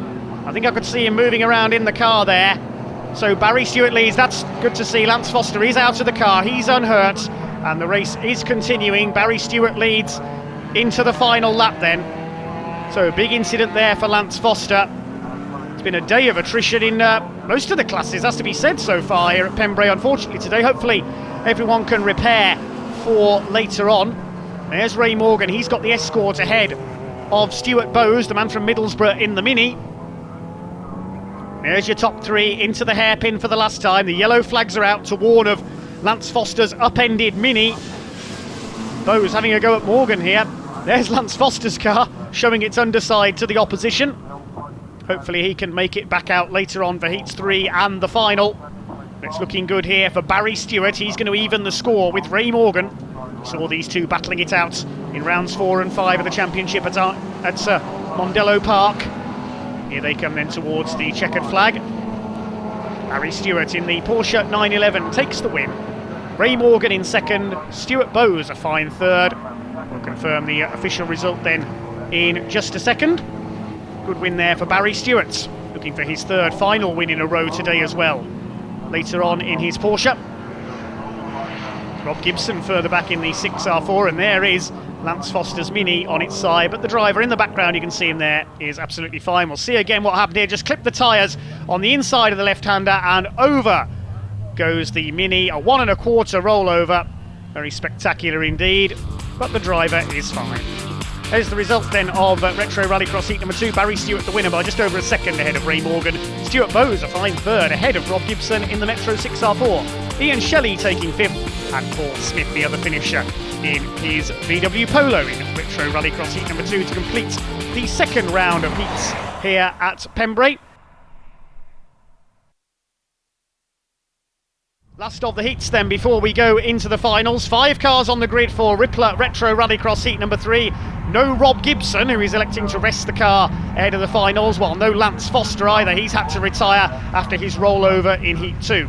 Barry Stewart and Ray Morgan therefore will be the clear favourites for victory here in the Porsche and the Escort, and Stewart elbows Morgan wide on the exit of Hatchett's Corner. Leading the way then, it is Barry Stewart in the Porsche ahead of the Escort of Ray Morgan. Then we've got the Minis of Stuart Bowes and Ian Shelley, Paul Smith in the VW at the back of the field. The opening round of the Retro Rallycross series at Croft this year was won by a VW. That was the VW Beetle of James Harrold. Rob Gibson won the second round at Lydden, sitting out this heat 3 to get his car in full fettle ahead of the final. We've seen him a bit off the pace in the first 2 heats today, the Metro 6R4 pilot. Ray Morgan won the final here at Pembrey at round 3 of the series back in May. In Ireland, both final wins went to Barry Stewart in that Porsche. He leads the way this time as well. Stuart Bowes keeping pace with the front runners. An impressive drive by him in his Mini. We've seen his son Jordan race in that machine as well this season. Into the last lap we go then. Ray Morgan chasing hard after Barry Stewart's Porsche at the front of the field. It's a little wide there, the leader on the exit of Hatchett's. Round the left-hander at Spitfire and towards the loose section towards the hairpin. Stewart leads the way, increasing his advantage over Ray Morgan in the BDA engined Mark III Escort, similar to the car that Martin Shankly used to compete in. Further back, a good race going on for 4th between Ian Shelley's Mini and Paul Smith in his VW Polo. Here come the leaders then, round the left-hander where Lance Foster rolled out of the meeting in Heat 2. Shame we haven't got the Giant Slayer in his Mini out for this one. Hopefully he can repair for the 7th round of the Rippler Retro Rallycross series at Lyyden Hill in August. 2 leaders then come towards Honda Corner for the final time. It's going to be a second win of the day for Barry Stewart in his Porsche 911. Ray Morgan closing up, but Stewart will take the win. Morgan comes over in second. Stuart Bowes a fine third in his Mini. Here comes Ian Shelley in the Retro Restorations Mini through for 4th place ahead of Paul Smith. Good fight going on between them towards the back of the field. Great to see such a variety of cars competing in Rippler Retro Rallycross this year. Here's the result of heat number 3. Barry Stewart the winner by half a second ahead of Ray Morgan. Stuart Bowes third, then Ian Shelley and Paul Smith completing the 5 finishes. Rob Gibson, of course, was a non-starter.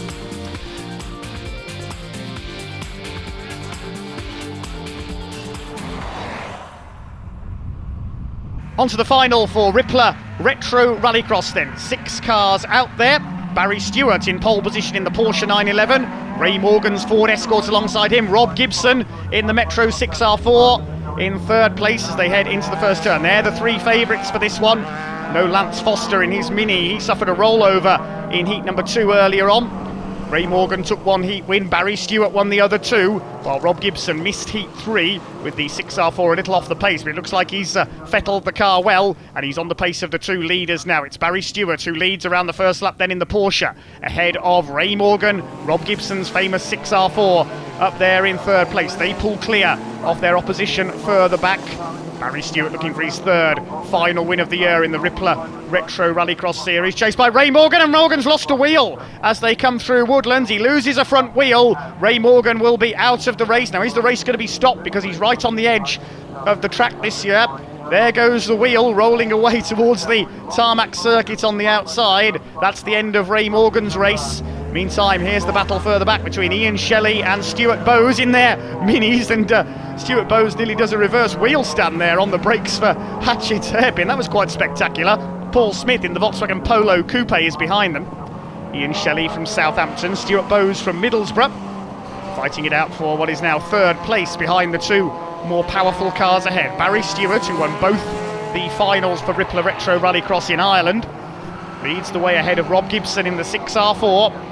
Ian Shelley, good to have him back out with his Retro Restorations Mini. Stuart Bowes had 1 or 2 problems in practice this morning.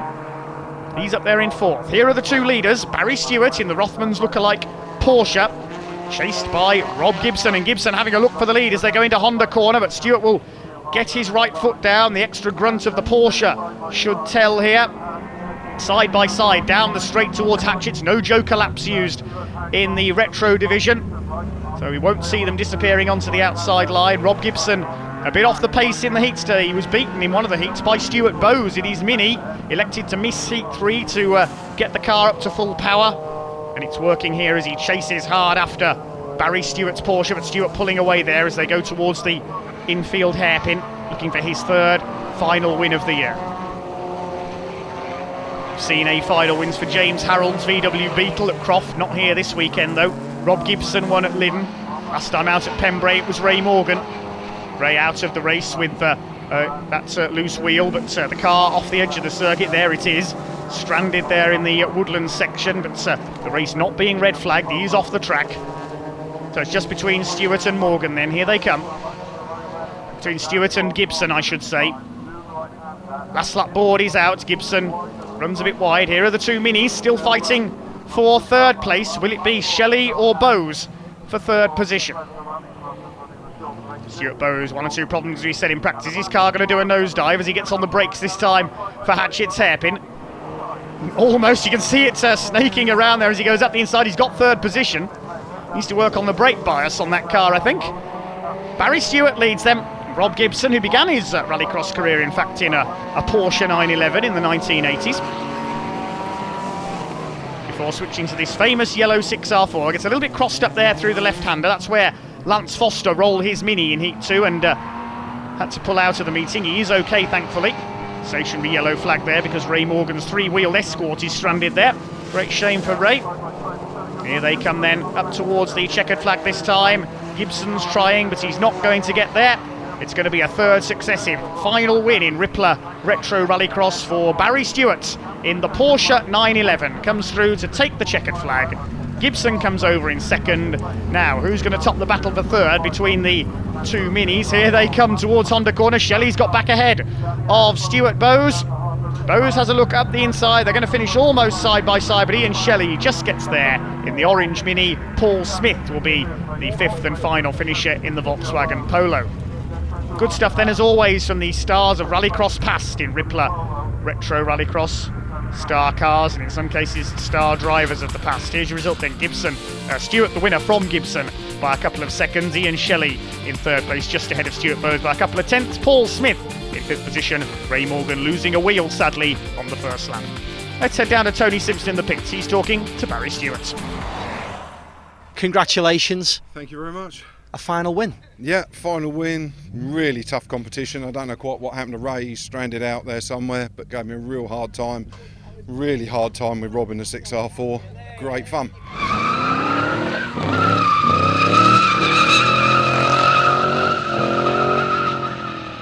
Now it's on to the Rippler Retro Rallycross division, and we can hear from their team principal, Shirley Gibson, in the pits. Shirley Gibson, it's lovely to see you as ever. Team principal of Retro Rallycross, and this fantastic trophy alongside us. Tell us a little bit about it. This is the John Button Memorial Trophy, which we created in 2014, and it's presented every year to the Retro Rallycross Driver of the Year. So the Button name is one that many of our viewers will be familiar with, more from Formula One and Jenson, obviously. Just tell us, obviously, the relationship of Jenson and obviously his dad that really made his name in Rallycross. Well, John Button was a friend of mine, and I remember him from the late 1960s when he was racing with all the other names that we now know are well household names in Rallycross in the sport of autocross. They all made the transition over to Rallycross, and obviously it was the most obvious thing to do, to dedicate this trophy to that name, John Button. I've just been lucky enough to hold this trophy. It's a heavy thing, but mine have not the most famous hands that have been on it this week. Tell us who's been holding this trophy this week. Yes, and it is very heavy, I agree with you. Yeah, we were invited by the BBC a few weeks ago to help them in making a programme where Jenson could take a walk back in time and remember his father's days in Rallycross. And the trophy came with us to Lyyden Hill on Wednesday, and Jenson had his first hold of the trophy, where he actually then officially presented it to our Retro Rallycross Driver of the Year, Ray Morgan. Fantastic. Well, listen, it is a big old trophy. Obviously, we're very, very excited about what's coming for the rest of this weekend, and obviously the final round for Retro Rallycross, and we'll catch up with you towards the end of the season. But thank you for showing us this fantastic trophy. Thank you, Tony. Well, we wait to see who is going to win the John Button Memorial Trophy this year. Heat 1 is on the line. It's the aforementioned Ray Morgan in pole position in his Ford Escort, but look at Barry Stewart in the Porsche 911 rocketing through from the second row of the grid. He leads into Chesson's Drift ahead of James Harrold in his fabulous VW Beetle. Real throwback to the cars that the great John Button used to race, that machine. Morgan is in third, then Rob Gibson in his famous Metro 6R4. Harrold runs wide, and through comes Ray Morgan into second place. The two minis of Ian Biaggi and Ian Shelley at the back of the field there, but it's Stewart that leads ahead of Morgan, Harrold and Rob Gibson in the 6R4 that he formerly competed with in the European Rallycross Championship in years gone by. Barry Stewart from Lewis in Sussex leads the way in the ex-Rolf Nilsson Porsche. There is Gibson in fourth place, chasing James Harrold in the Beetle. There's Ray Morgan, the current holder of the John Button Memorial Trophy. Wouldn't it be wonderful to see Jenson Button out there in Retro Rallycross in that Beetle, paying proper tribute to his father. There's Barry Stewart, leads into the last lap. No joker laps, of course, in Retro Rallycross. Through the water splash they go. Ray Morgan's Escort BDA in second. This quartet have pulled well clear of Ian Shelley and Ian Biaggi in the minis, plus Paul Smith in his VW Polo Coupe. Rob Gibson having a go at James Harrold for third place, but the Beetle pulls ahead down the Dover slope. Leaders through Devil's Elbow. Barry Stewart, winner of 3 A finals out of 6 this year in Retro Rallycross. Comes up towards the right-hander at North Bend for the final time. This is the very car that Rolf Nilsson won the 1982 British Rallycross Grand Prix in at Brands Hatch. Harrold being chased and harried by Gibson still. Ray Morgan's been able to escape in a second, but he's not going to catch Barry Stewart in the 66 car. The checkered flag is out, and Barry Stewart takes the win. Second goes to Ray Morgan. Third across the line, spitting flame, will be James Harrold, then Rob Gibson, and we'll confirm the official results in just a moment then. Barry Stewart celebrates his first win of the day in the Rothmans lookalike Porsche, and here is your result. Stewart the winner ahead of Morgan, with Harrold in third ahead of Gibson, and it was Ian Shelley who topped Ian Biaggi in the Battle of the Minis for 6th place. Paul Smith completing the finishes in the VW.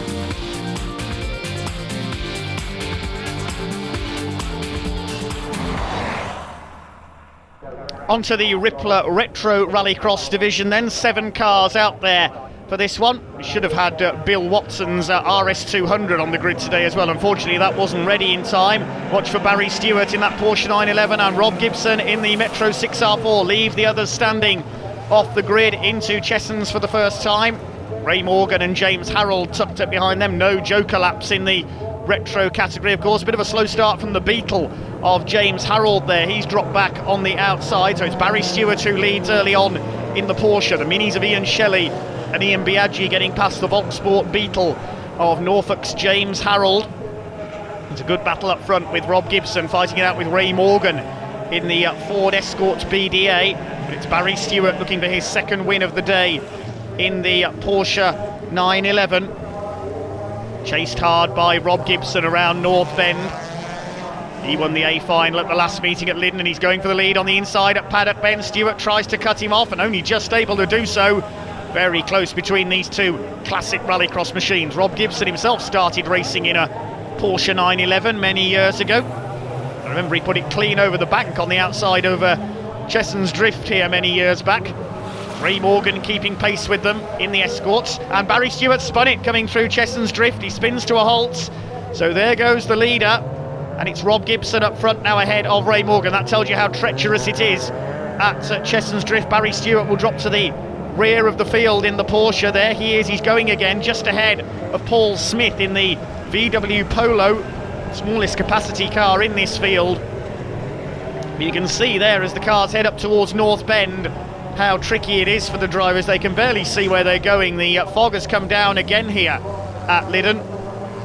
Ray Morgan in the Escort in second place, but Rob Gibson it is who leads the way. Hasn't had the best of times at every round with the 6R4 this year. He leads from Morgan as we go into the final lap.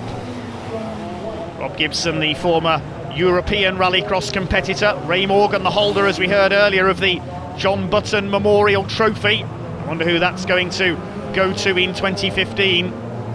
These two well clear of James Harrold, who's come through after a poor start into third place in his Beetle. It's just between these two now after Barry Stewart spun away his advantage at Chesson's Drift on lap 2. Slightly shorter heats than we're used to given the conditions today. Everybody running 3-lap heats. It'll be 4-lap finals later on. So it's going to be a win this time for Rob Gibson in the number 5 MG Metro 6R4, arguably the most famous rallycross car of them all. Round Paddock then they come for the final time. Gibson wins it. Ray Morgan will come through in the Escort for second place, and it'll be third for James Harrold in the VW Beetle. The rest of them fair way behind. The two minis battling it out for fourth place. It's going to be Ian Biaggi from Scotland who takes fourth. Here's your confirmed result then of Heat 2 for the Rippler Retros. Rob Gibson the winner ahead of Morgan and Harrold. Ian Biaggi fourth ahead of Ian Shelley. Barry Stewart recovering after his spin to complete the top 6 in the Porsche. Paul Smith the other finisher in his VW. There's only 5 of them out there for this one. We have no Paul Smith and sadly no Rob Gibson in the 6R4, so Barry Stewart and James Harrold will start as the favourites here in the Porsche and the VW Beetle. Watch for Ray Morgan as well. He's got to get past the two minis from the inside line. James Harrold it is who gets away best in the VW Beetle. Stewart in second. Ray Morgan's already got the Escort through into third. You can see that the visibility has improved, if nothing else, here at Lyyden Hill. The rain has stopped and the track is very slightly, on the tarmac sections at least, starting to dry out after the morning's dire conditions in the first 2 rounds of heats. So James Harrold it is who leads in the Beetle. Ray Morgan trying to go around the outside of the Porsche of Barry Stewart at Devil's Elbow. I don't think he'll get through there in the Leaders of Hastings Ford Escort BDA. James Harrold, this phenomenally powerful Volkswagen Beetle, leads the way. Won the A final at the first round of the Retro Rallycross series at Croft. It's Rob Gibson who won the final last time out at Lydden on Easter Monday, sitting this heat out. Barry Stewart has won 3 A finals this year, both at Mondello Park and also at Pembrey. Ray Morgan the winner of the other round at Pembrey of the Rippler Retro Rallycross series. The 3 of them line astern. They've dropped the 2 minis. Ian Biaggi further back in fourth place. It looks as though we've lost Ian Shelley, the 5th car in this one. Looks like the orange mini has retired. So just 4 cars left running them in Rippler Retro Rallycross Heat 3. James Harrold leads. Looks like we're going to have 3 different winners. Barry Stewart and Rob Gibson winning Heats 1 and 2, but it's Harrold in the Beetle. Throw back to the real early days of Rallycross, the late 60s, early 70s, that machine, when VW Porsches were commonplace, the early Rallycross specials. It's a Porsche closing in here on the Beetle of James Harrold. Barry Stewart in the ex-Rolf Nilsson car that won the 1982 British Rallycross Grand Prix at Brands Hatch in the hands of Rolf Nilsson, in similar conditions to what we've seen here today at Lydden, in fact. Ray Morgan in third place, through the puddles on the outside there at Chesson's Drift. Named after Bill Chesson, who founded this circuit all those years ago. Morgan almost under the grass there. Looks like he's going to have to settle for third place. It's James Harrold going clear, although Morgan's not settling for second place. He draws up alongside Barry Stewart into Devil's Elbow, but Stewart's got the line. There's Ian Biaggi, the Scotsman, in his Mini. He's back in fourth place with the demise of Ian Shelley. It's James Harrold who leads the way then, round North Bend for the last time, and it's going to be a win for the Volkswagen Beetle, evoking memories of the late great John Button, of the Beetle pilots of the past, including Orjan Varland. There's the checkered flag. Harrold wins it, Stewart second, Morgan comes over in third, and Ian Shelley, Ian Biaggi rather, the other finisher in his Mini. There he is, following the demise of Ian Shelley early on. We'll check out the official results of that one then. James Harrold, the clear winner. 3 races, 3 winners for the Retros today. Barry Stewart in second, just ahead of Ray Morgan, and Ian Biaggi, the only other finisher. Ian Shelley, a retirement. Non-starts for Rob Gibson and Paul Smith. Let's head into the pits and talk Retros with one of the crews. Dean Kirby, it's lovely to talk to you because we're talking to you from a different aspect, because Ian Shelley has got this gorgeous little Mini behind us, and obviously your company's got involved with supporting Retro Rallycross. Yep, we certainly have. Known Ian now for about 4 months. He came on board at Coulthard. Is very passionate about the Retro Rallycross, and really it was a no-brainer for us not to get involved. It's nice to be involved with something outside of work. I was just about to say, this is your first event, I'm guessing, and please don't judge us by the weather. I think that's what we're more concerned about. Well, I'm more concerned about Ian's knees, to be fair. I think he probably has more WD-40 on those than what the car does. But no, it's been a great day, and we've got a few other employees here today as well. So it's been a good day, barring the weather.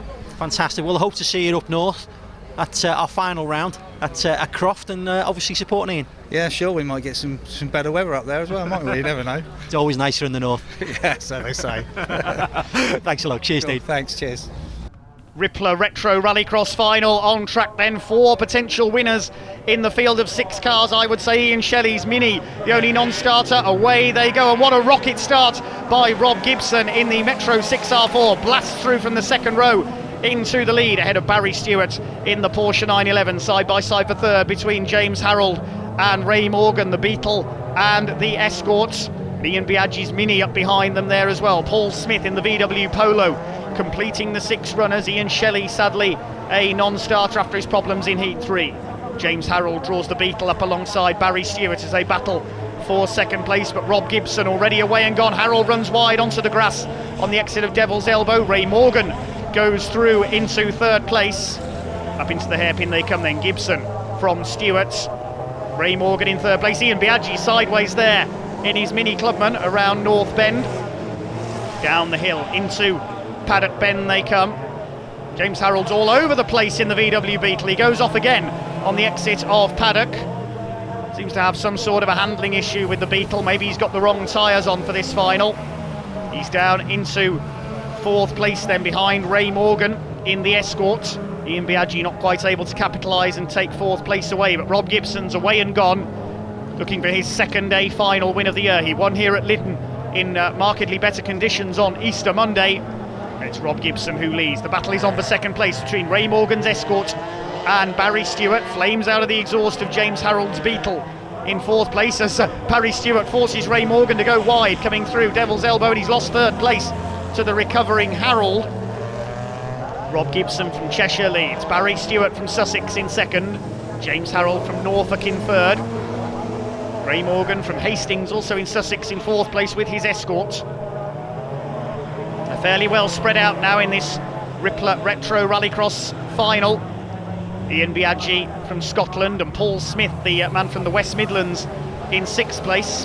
Here comes Ray Morgan back up alongside Harrold once again. We're on the last lap now. Can Ray Morgan pull ahead of the Beetle? Not quite. He's out in the deep mud on the outside of Chesson's Drift.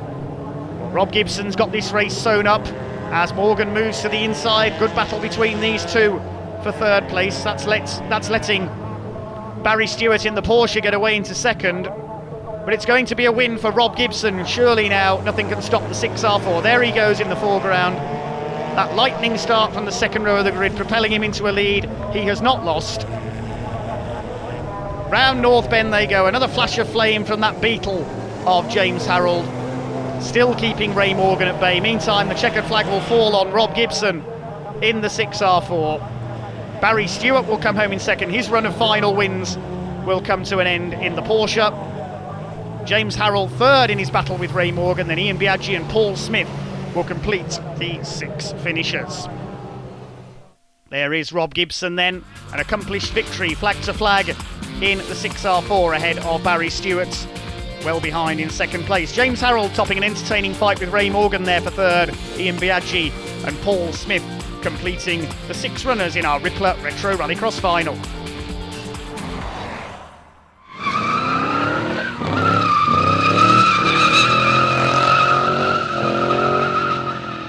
Rippler Retro Rallycross Series out for heat number 2, and problems here for Stuart Bowes in his Austin Mini Clubman being pushed back off the grid here.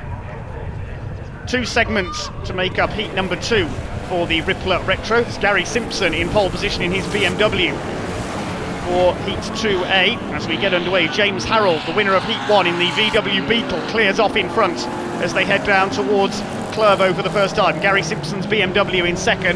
In 3rd place, the beautiful Triumph TR7 V8 of Terry Maynard, ahead of Ray Morgan. Looks like the bonnet coming loose on his Ford Escort there in 4th place. And then Darren Grimston in the Vauxhall Nova. There's Ray Morgan, the bonnet flapping away on his BDA engine rear-wheel drive Ford Escort Mark III.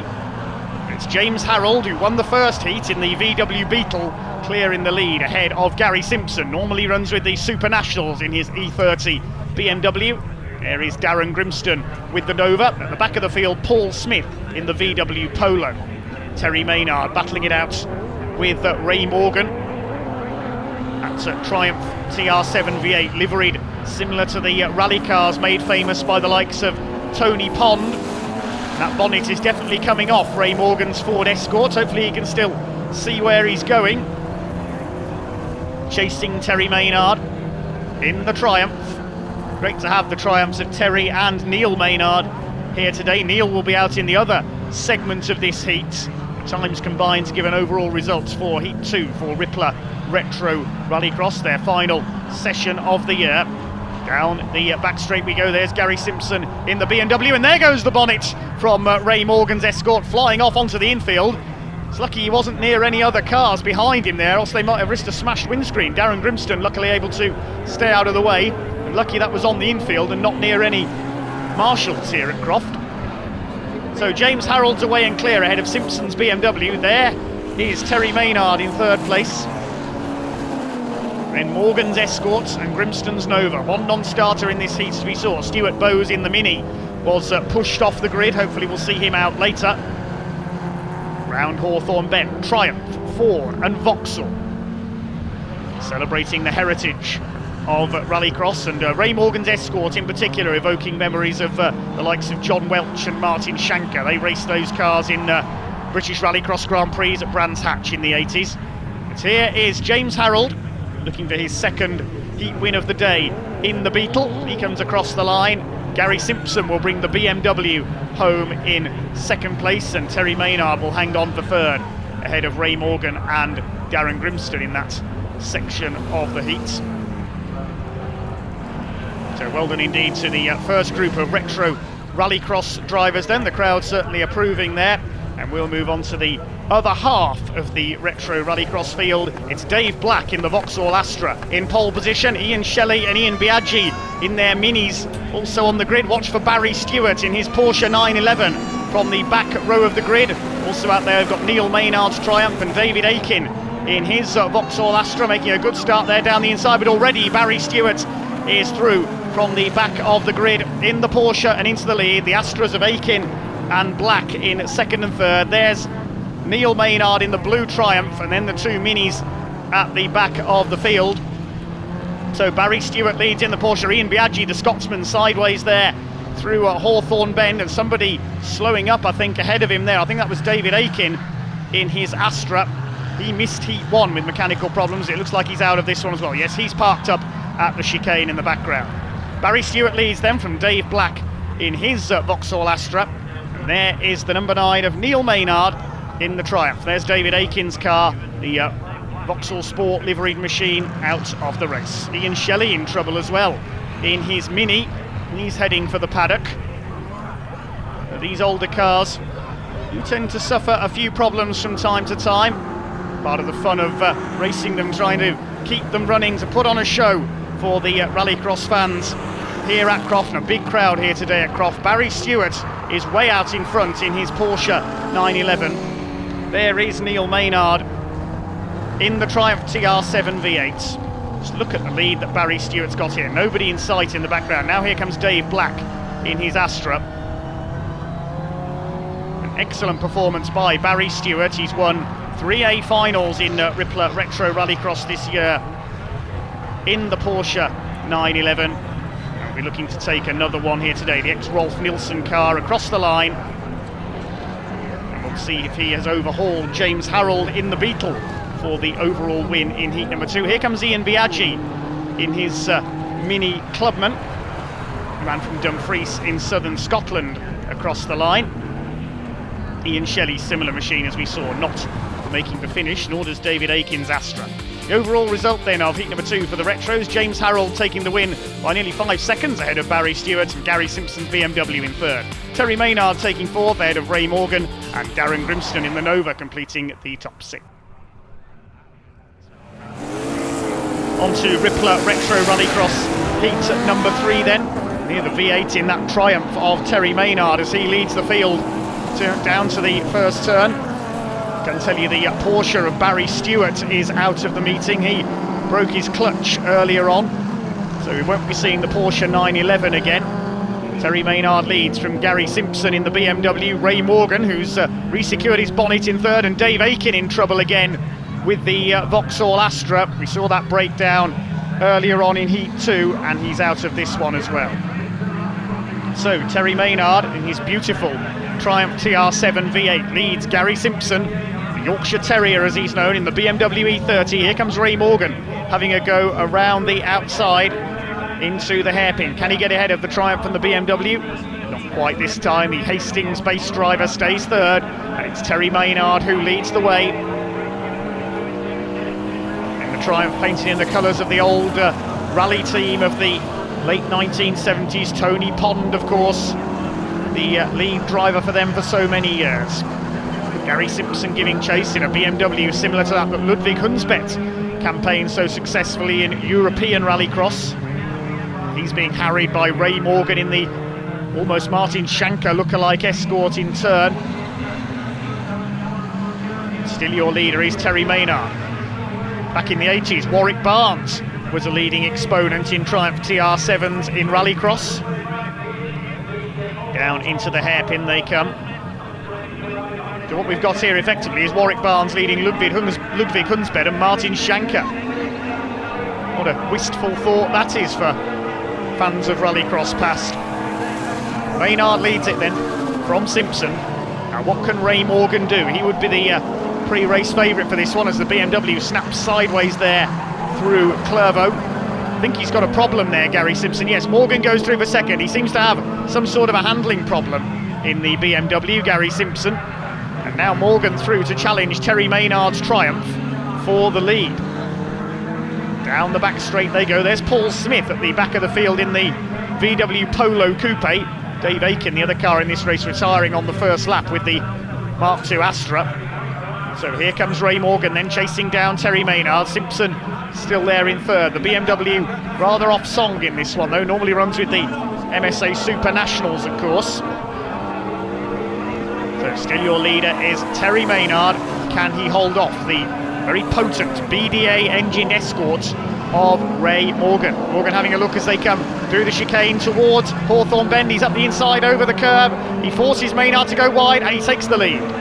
Good move there by Ray Morgan in the Escort, takes over and now fairly rocketing away from Terry Maynard in the TR7 V8. There's Gary Simpson. There seems to be something wrong with the left rear of the car. He's staying with Maynard now, so whatever the problem was may have cleared itself. You can see the car snapping sideways on right-handers, so something's either bent or broken there, but Ray Morgan is heading for victory in the Escort Mark III BD8. He comes across the line to take the win in this segment of Heat 3 for the Rippler Retro Rallycross Challenge, ahead of Maynard and Simpson in that rather wayward handling BMW. Paul Smith will be the other finisher in the VW Polo. The other half of the field will be out on track for the second half of Heat 3. It's Neil Maynard's triumph in pole position ahead of Stuart Bowes, who's got the Mini up and running this time. Ian Shelley alongside them.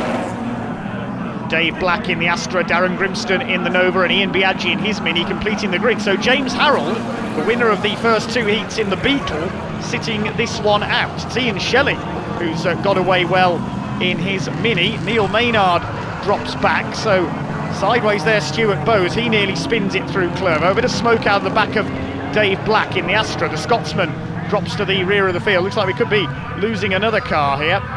So your leader is Ian Shelley as Dave Black overshoots the chicane there. Don't tell me we've got another Vauxhall Astra in trouble. We saw Dave Aiken drop out of heats 2 and 3. So Ian Shelley from Southampton in the orange Mini Clubman leads. Second place Darren Grimston in the Nova, and Stuart Bowes in trouble again with his Mini Clubman, the Stokesley Dyna sponsored car. So it looks like we are going to see a new winner in Retro Rallycross. Some of the lesser lights strutting their stuff at the front of the field, with James Harrold not out in the Beetle. He's already won his first two heats today, as Darren Grimston makes a move on Ian Shelley, and the Nova takes the lead going through Hawthorne. So it's the local man from North Yorkshire who takes the lead from Hampshire's Ian Shelley, who we saw drop out of Heat 2 in his very smart Mini Clubman. And Ian Biaggi's retired as well. I just caught a glimpse of his Mini on the grass infield. Ian Shelley running wide onto the grass down towards the hairpin. He got loose going down the back straights. So Grimston leads from Shelley, Neil Maynard's triumph, and Dave Black, the Scotsman in the Astra, trying to go through, and he goes through up into third place. Chaotic race here for the Rippler Retro Rallycross field, and that Astra still smoking away for Dave Black. Down into Clervo, sliding there possibly on his own oil, Dave Black. As Neil Maynard tries to close up, the battle is now for second place. Darren Grimston, only his second appearance with the Retro Rallycross Challenge this year, is away and clear. Now can he overhaul Ray Morgan's time and win the heat overall? We shall wait and see once this race is concluded. There's Grimston. Ian Shelley still there in second, ahead of Black in the Astra. And Neil Maynard back in fourth place, the second of the two V8 engine Triumph TR7s we've got here today. Good battle here for second place. There goes Darren Grimston. Here comes Dave Black, right out onto the grass, heading down towards Clervo. Is it going to work? No, it's not. He drops behind Neil Maynard as well in the Triumph, down into Clervo. And Maynard probably runs wide onto the gravel and gives Dave Black the place back again. Can they catch Ian Shelley, who's had a torrid day so far with his Mini? Or is he going to take second place? Darren Grimston's got the race sewn up ahead of them in the Vauxhall Nova. Can he overhaul Ray Morgan's time, or are we going to see a win for the Escort in this heat number 3? There's Ian Biaggi's car on the infield, as Darren Grimston is already down at the final hairpin. He's heading for victory in his Nova. As who is going to be second down into the final hairpin? Grimston meanwhile takes the flag. Ian Shelley, I think, is going to hang on for second, ahead of Dave Black's very smoky Vauxhall Astra. He's moving up alongside him. Nearly a dead heat for second there between the Astra and the Mini. We'll see who's come out on top there in a moment. Neil Maynard finishes behind them. A photo finish between Dave Black and Ian Shelley then. But here's the overall result. And it is Ray Morgan who tops the field by nearly 2 seconds ahead of Terry Maynard. Gary Simpson third overall. Darren Grimston's time only good enough for fourth outright, and Dave Black did just beat Ian Shelley to the line.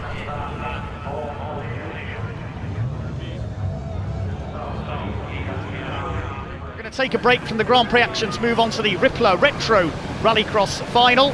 James Harrold in the Beetle will start as favourite from pole position. Away they go.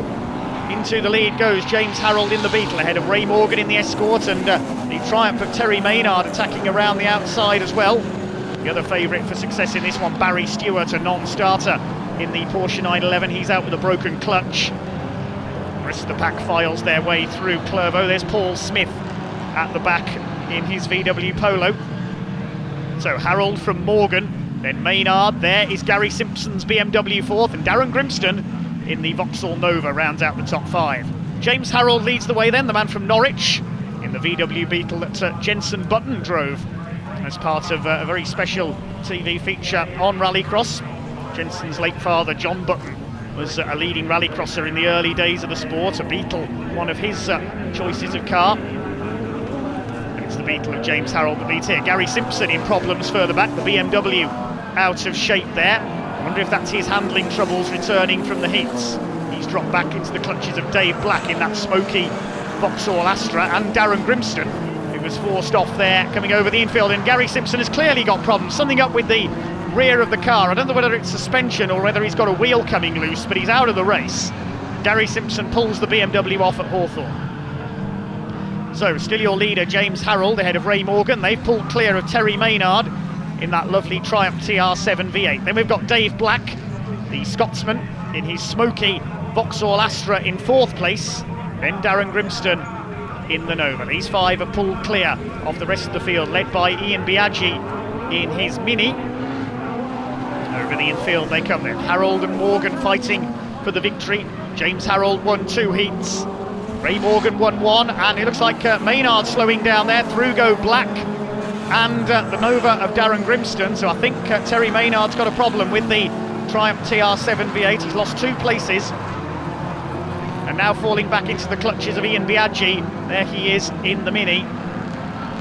Behind them is Neil Maynard in the other Triumph, entered by the Maynard family, and a flicker of flame under Dave Black's car now as well. I hope that's not going to go up in flames. So James Harrold leads it, but he runs wide, coming out to the hairpin. Ray Morgan's going through. Morgan goes into the lead in the Ford Escort. So Ray Morgan takes up the running then, looking for his second win of the day. And James Harrold's lost a wheel. The Beetle, something's broken on the front of the Beetle there. You can see he's very much out of the race.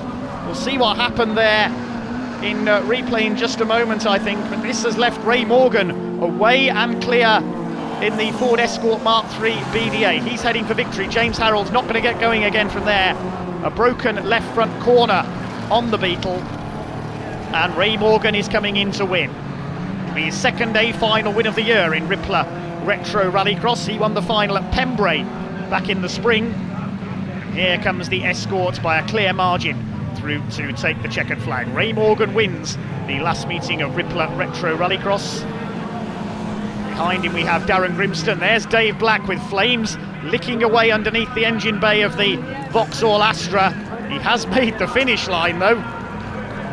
Marshals will be straight on that car with the fire extinguishers after the race. Terry Maynard keeping going for fourth.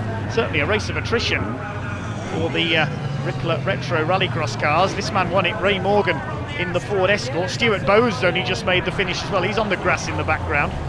Darren Grimston came over in second in the Nova, and then Dave Black in his fiery Astra.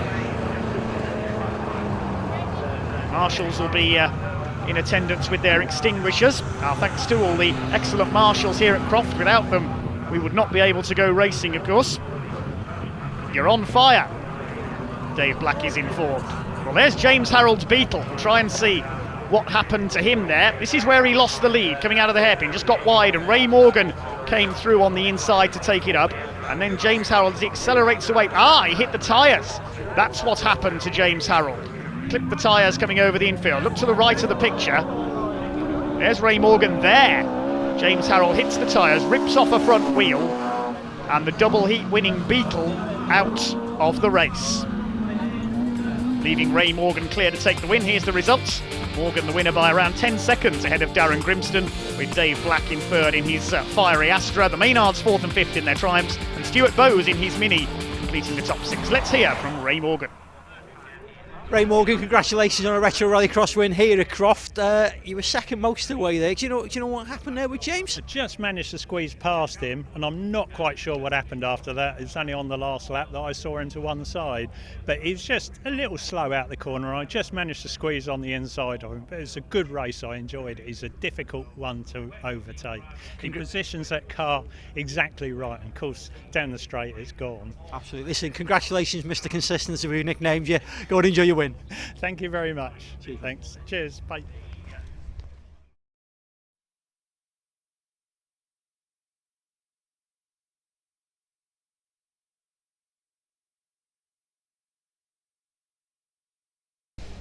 Right, and we're joined now by James Harrold on my left, who of course is the man who owns this lovely Beetle that's behind us, and Shirley Gibson, who's the Retro Rallycross manager, I think so, our agreed title for you, and the former winner of this wonderful trophy that's quite clearly in view, Ray Morgan. So we wanted to just do a very, very quick roundup of course the season and where we started, and we are right back where we started. We started at Croft, where I believe James Harrold was the man to beat first time round here. What are your memories of Croft and how you managed to take the checkered flag and get that first place? It seems like a long time ago.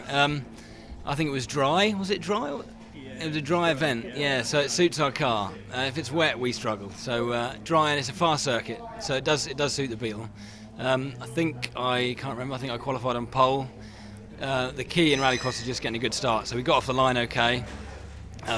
Closely followed by this chap here, but we managed to keep him behind, and 3-4 laps later we crossed the line in the lead. So Flash of flame from the VW Beetle's exhaust as out of the hairpin it comes. James Harrold in the Volkswagen comes through to take his second win of the day, wins the A final in the Beetle. Second goes to Ray Morgan in the rather smoky Escort BDA, and third goes to the first of the minis, and that's Lance Foster. Fourth place to Stuart Bowes in his Mini, and then Ian Biaggi and Neil Maynard completing the finishes. Apologies for the lack of timing available on that race, but the result is confirmed. I suppose the beauty of Retro Rallycross, perhaps just a very brief idea of the spec, what this Beetle is, of course, because it's not a Beetle as we know it. No, it's a little bit different. The only thing, it's the shape of a Beetle, but there's not a lot of Beetle left other than the shape. It's about 600 horsepower. It's a Beetle crankcase with Subaru cylinder heads turbocharged, so it's got a very, very powerful engine. It's fairly hard to drive. It's got a strange gearbox, so it's a Hewland dog box. But yeah, lots of power all at once, so that's why when it rains we really struggle. But if it's dry, we're okay. So Ray, it brings us to you, and of course you're the former winner of this fantastic trophy. So how do you finish runner-up to a man in a 600 horsepower Beetle? Just tell us a little bit about your car. Well, mine's totally reliable. That's the great thing with it, and I'm usually at the front or near the front, but I can't keep up with the big turbo cars. The Porsche and the Beetle just drive away from me, but luckily I can just usually manage to hang on to their shirt tails and just stay with them the best I can. Fantastic. I suppose just going through the variation of the two cars there, Shirley, I suppose what Retro is really all about. Yeah, it is, and it's nice to see the actual variation that we've got of the cars, from the little minis right the way through to the powerful cars such as James and the 6R4, of course, which isn't with us this weekend at Croft. So we very neatly come round to the home of British Rallycross, the one that we always make reference to, of course. We come back down to Lydden now. Rob Gibson, who's not racing this weekend, but is somewhere around the paddock area as ever. He's not racing this weekend, but he did get a win, and that was another second place. Consistency again for you. Yeah, that's right, yeah. But James, we had a lovely race that day. It was a terrific race, an absolutely great race it was. And we swapped places loads of times, and it ended up James just nipped by me on the last corner of the last lap, and then he spun. Closing up as well, he could go for a last spin lunge down the inside into paddock. Here they come. Morgan moves to cover. Here comes Harrold, stands on everything as he comes up the inside. He's got second position. Gibson still leads, and Harrold spins. Oh, trying so hard in the Beetle. Round he goes, and Rob Gibson will take the win. What an incredible race. But again, I'll come back to you, Shirley. We talk about, obviously, the variations and everything, but the close racing, which is really starting to build now. It very much started off as a bit more of a procession when this championship first started. And it's not really a championship, but obviously that's going to change now. Yeah, we're going to be a championship for 2016, so that's all quite exciting. And yeah, the racing is closer, and what I like is with the retros, they're respectful of each other as well, so we get close racing without too much damage. Close racing without too much damage, which is some feat in Rallycross. Now we go to what I call the Narnia of Rallycross. Next we go to Pembrey, which is a fantastic circuit, but it does seem to be in the middle of nowhere almost. But Pembrey was, again, we kind of had a little bit of role reversal here, didn't we, Ray? We finally got that top step. What were your memories from Pembrey? Yeah, I just remember having just the big fight and just managed to get the win in the end, and it's the first one. It's the only one I've had all season. It was just like really, really good, really, really exciting. James, your memories from Pembrey?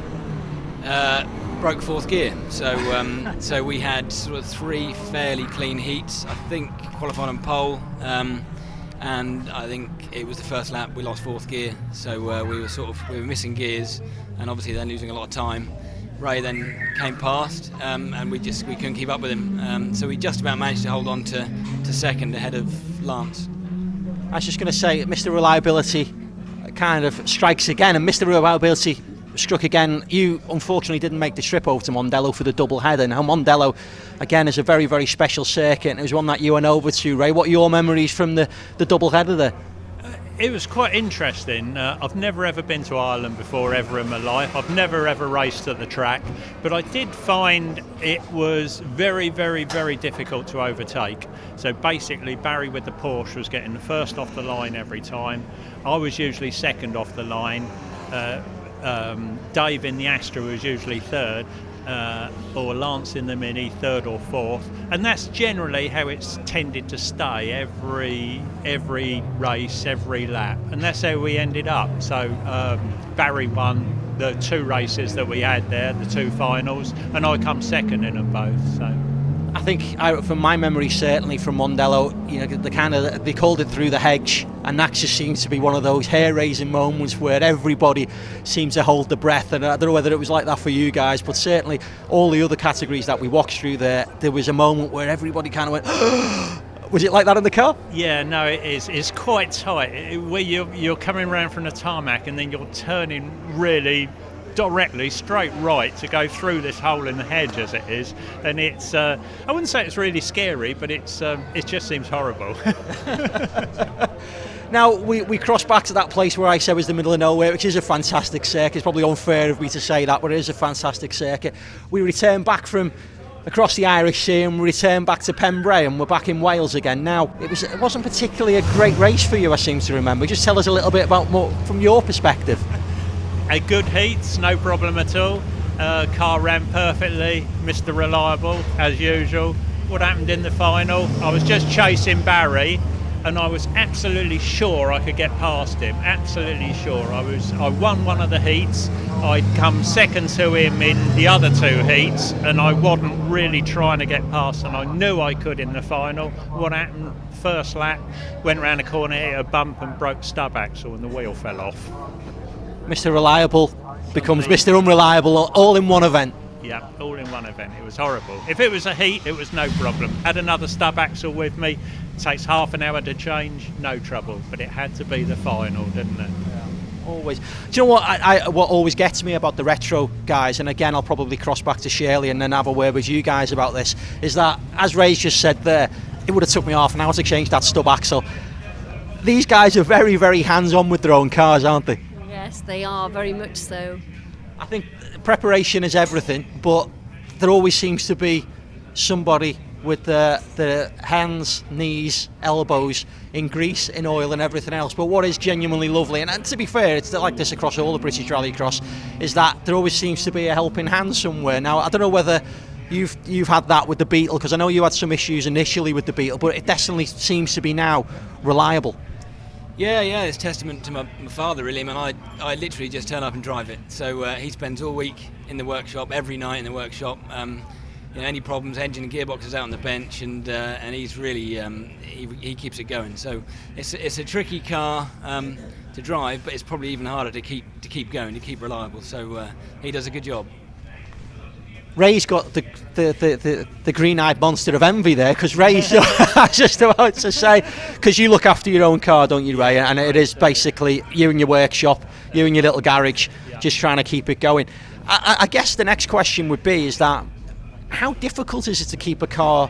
Obviously, there's some kind of slightly more modern technology, I suppose, in James's car. With your car being, okay, it's a Mark III Escort shape, but it's very much a rear-wheel drive BDA Escort. How hard are they now to maintain? No trouble really, to be honest. As you said, they've been around for 30 years. They're so popular. The Mark II Escort, BDA Escorts in rallying, even nowadays, they're everywhere. You can buy every part for the car, the engines, all the components. You can still buy them brand new. I'm not like James that has to have them made. I can go to Burton's and buy another crankshaft, another conrod. I can get absolutely anything from the engine, gearbox, axle, off the shelf, because it's all Mark II Rally Escort that's been proven over the last 30 years or whatever they've been rallying Escorts, and that's a good thing. Now James looks very envious the fact that you could go and buy a lot of stuff off the shelf. Yeah, very. Yeah, we have a problem with ours, and it's kind of back to the drawing board. Nothing is off the shelf at all, and if it is, it's generally comes from the States. So most of our parts, if anything breaks, it's fabricate it yourself, or Google it and try and find it somewhere in the world. Fantastic. Now we're coming back round now to returning to Lydden.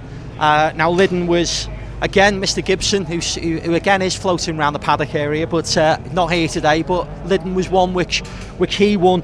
Barry Stewart in the Porsche, which again a very iconic livery Porsche as well. James, you managed to get third there. What are your recollections of our last visit to Lydden? Wet, very wet. Monsoon conditions, I think.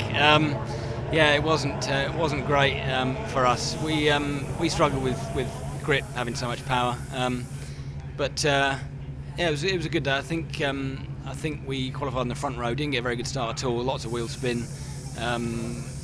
Rob and Barry got out ahead of us, and I think we kind of maintained. Did you say third? Third. Yeah, we were third. Right, good. Yeah, so we just sort of held our own really. Couldn't do a lot about the guys in front, so it wasn't a bad result.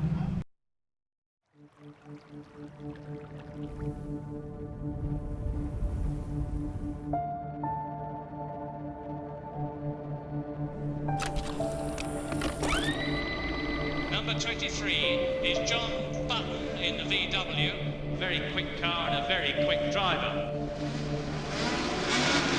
And Button is challenging it, and he's hit, and there goes Springett's car. Wow. End over end over end. Yeah, the old boy was a little bit aggressive, wasn't he, there? In fairness, he was being squeezed. He was, yeah. The guy should have... I don't think they have mirrors. Oh, look at him on the left. Is that the first time you've seen this image? Yeah, I've seen the crash, but I've never seen that picture of Dad. That's the car he loved, the Beetle. The one thing I really remember from these days was the sound of the car. It was so loud, it was deafening, because I was 5-6 years old. When he started up, I ran away, every time. Fingers in the ears. John Button in the VW. A pirouette, and Button holds it magnificently. He's still in line with the circuit. John Button goes through into the lead. Look at him drifting it.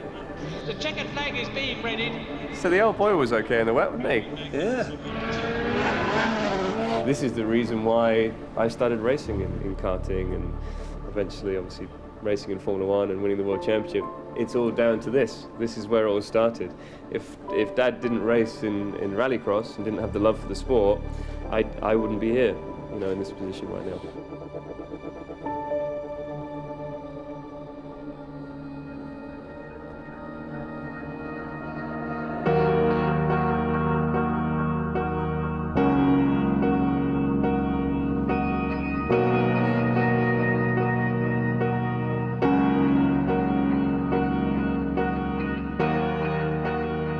Dad's Beetle was 200 horsepower. This one's 600, I think. All at the rear end, all the weight hanging out at the back. He used to always say how he loved the feeling of the engine right at the back, but not with 600 horsepower. So this is it's going to be interesting, yeah. I'm apprehensive a little bit, so I think we should get on with it Let's stop talking, let's get in, let's do it. Yeah, but you're driving. I don't know why you're apprehensive. I'm the passenger. Be gentle with me, okay? All right.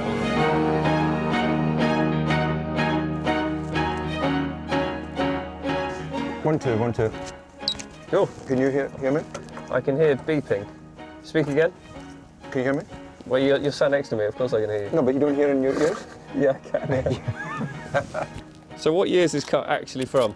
74. Is it? 74. So it is from when my old boy was racing? Yeah, it is. It's used to race against him. Did it? This one, yeah.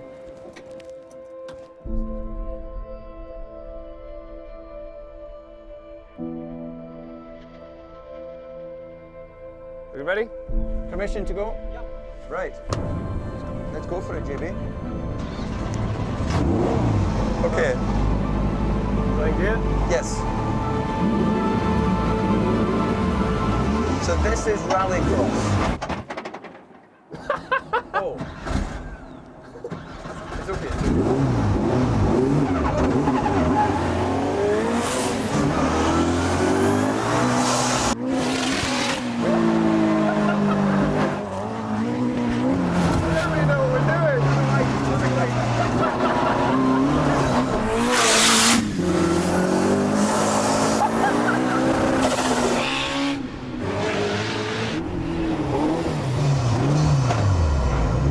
Any gear. There we go, we're in. Down Harry Hill into Paddock Turn. Now this is where we go rally crossing. Oh, it's lovely there, isn't it?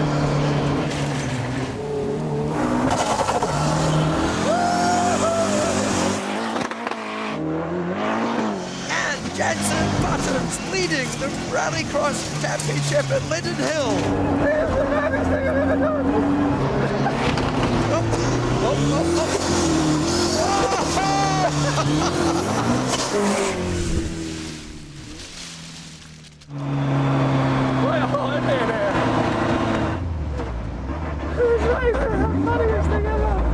You're a natural. That is hilarious. Yeah, I've got to say the gear shift do leave a little bit to be a little to be desired. There we go. That's got some power, isn't it? I'm used to trying to be as precise as possible, and you can still do that on the asphalt here, but as soon as you get on the gravel, it's not just like gravel everywhere is the same, is it? You get a tarmac patch, you get a hole, you get a, and in a way, you got to think on your feet, and I think that's why it's so much fun. I think you've mastered the track, All 5 corners. So now that you've mastered the racetrack driving on your own, I think it's time we had a race. Really? Yeah. We're allowed to do that. It's the BBC, baby. Weekend Road Racing. Ow!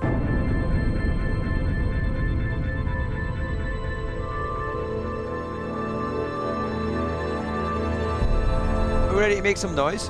You ready? It's racing time. Let's go and have some fun in the sun, in the rain. Lights on. Right foot down. And away.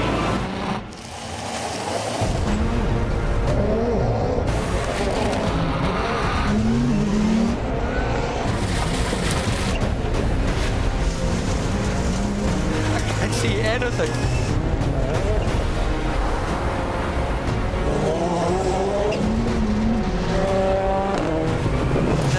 Nice.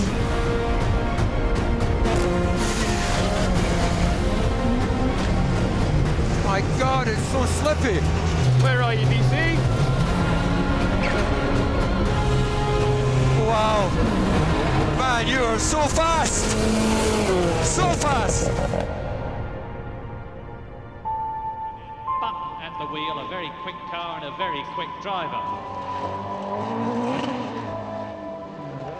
Button coping magnificently with the condition. The checkered flag is being readied.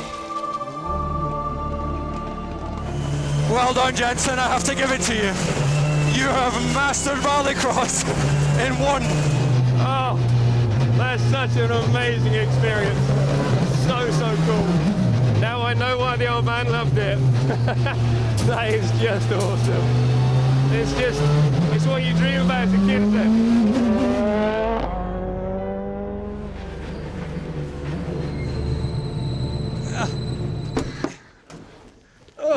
Wow, that was impressive. You are a winner again. How does that feel? It's only against me, but you're the king of the hill. It was the start. I thought you were good at starts. I missed it completely. I missed the start. Oh. I got to turn one. I thought, where's he gone? I thought he'd be on the inside. Oh, that was good fun, eh? So the Beetle was used, obviously, as part of a feature, which kind of relates, I suppose, to this trophy a little bit. If you can tell us a little bit more about that, Shirley. Yeah, the John Button Trophy was introduced following the death of John Button, who was a friend of mine, and it was endorsed by Jenson. And this year, Jenson wanted to make a programme that would pay tribute to his father and for his time spent in Rallycross. And when I was asked to get involved, the first question that I was asked was, could Jenson please drive James Harrold's Beetle? So the moment where you get a phone call where a former Formula One world champion says, any chance of a run? How does that pan out for you? Yeah, that's pretty surreal to start with. A little bit nerve-wracking, but no, we were really pleased and privileged to have Jenson drive the car. Obviously, his dad used to drive Beetles against my uncle, the former owner and driver of the car. Yeah, it was a real honour for him to drive it, and luckily he brought it back in one piece. Fantastic. Well, we've kind of reviewed pretty much all the rounds. There's one more round left to go here at Croft today, so we're not going to talk about that. All I'm going to do is wish you two gentlemen the very best of luck out on the grid today. May the best man win, and may the best man secure this trophy. Shirley, I know you've got some thoughts with regards to what's going to happen next and some new trophies. If you'd like to share that with us and make a bit of an announcement, if you could. Yeah, yesterday I rang Martin Skanker, and I'd had something in my mind for a while about introducing another trophy, and Martin Skanker said that he was absolutely honoured to have a trophy named after him. So we're going to have a shield which will be known as the Martin Skanker Shield. Fantastic. Well, listen, thanks guys, it's been a pleasure to chat with you in a slightly more relaxed environment, albeit with all these things going on around us. You're going to have a great day's race, and best of luck guys for today. Shirley, thanks for your time. Thank you very much. Thanks.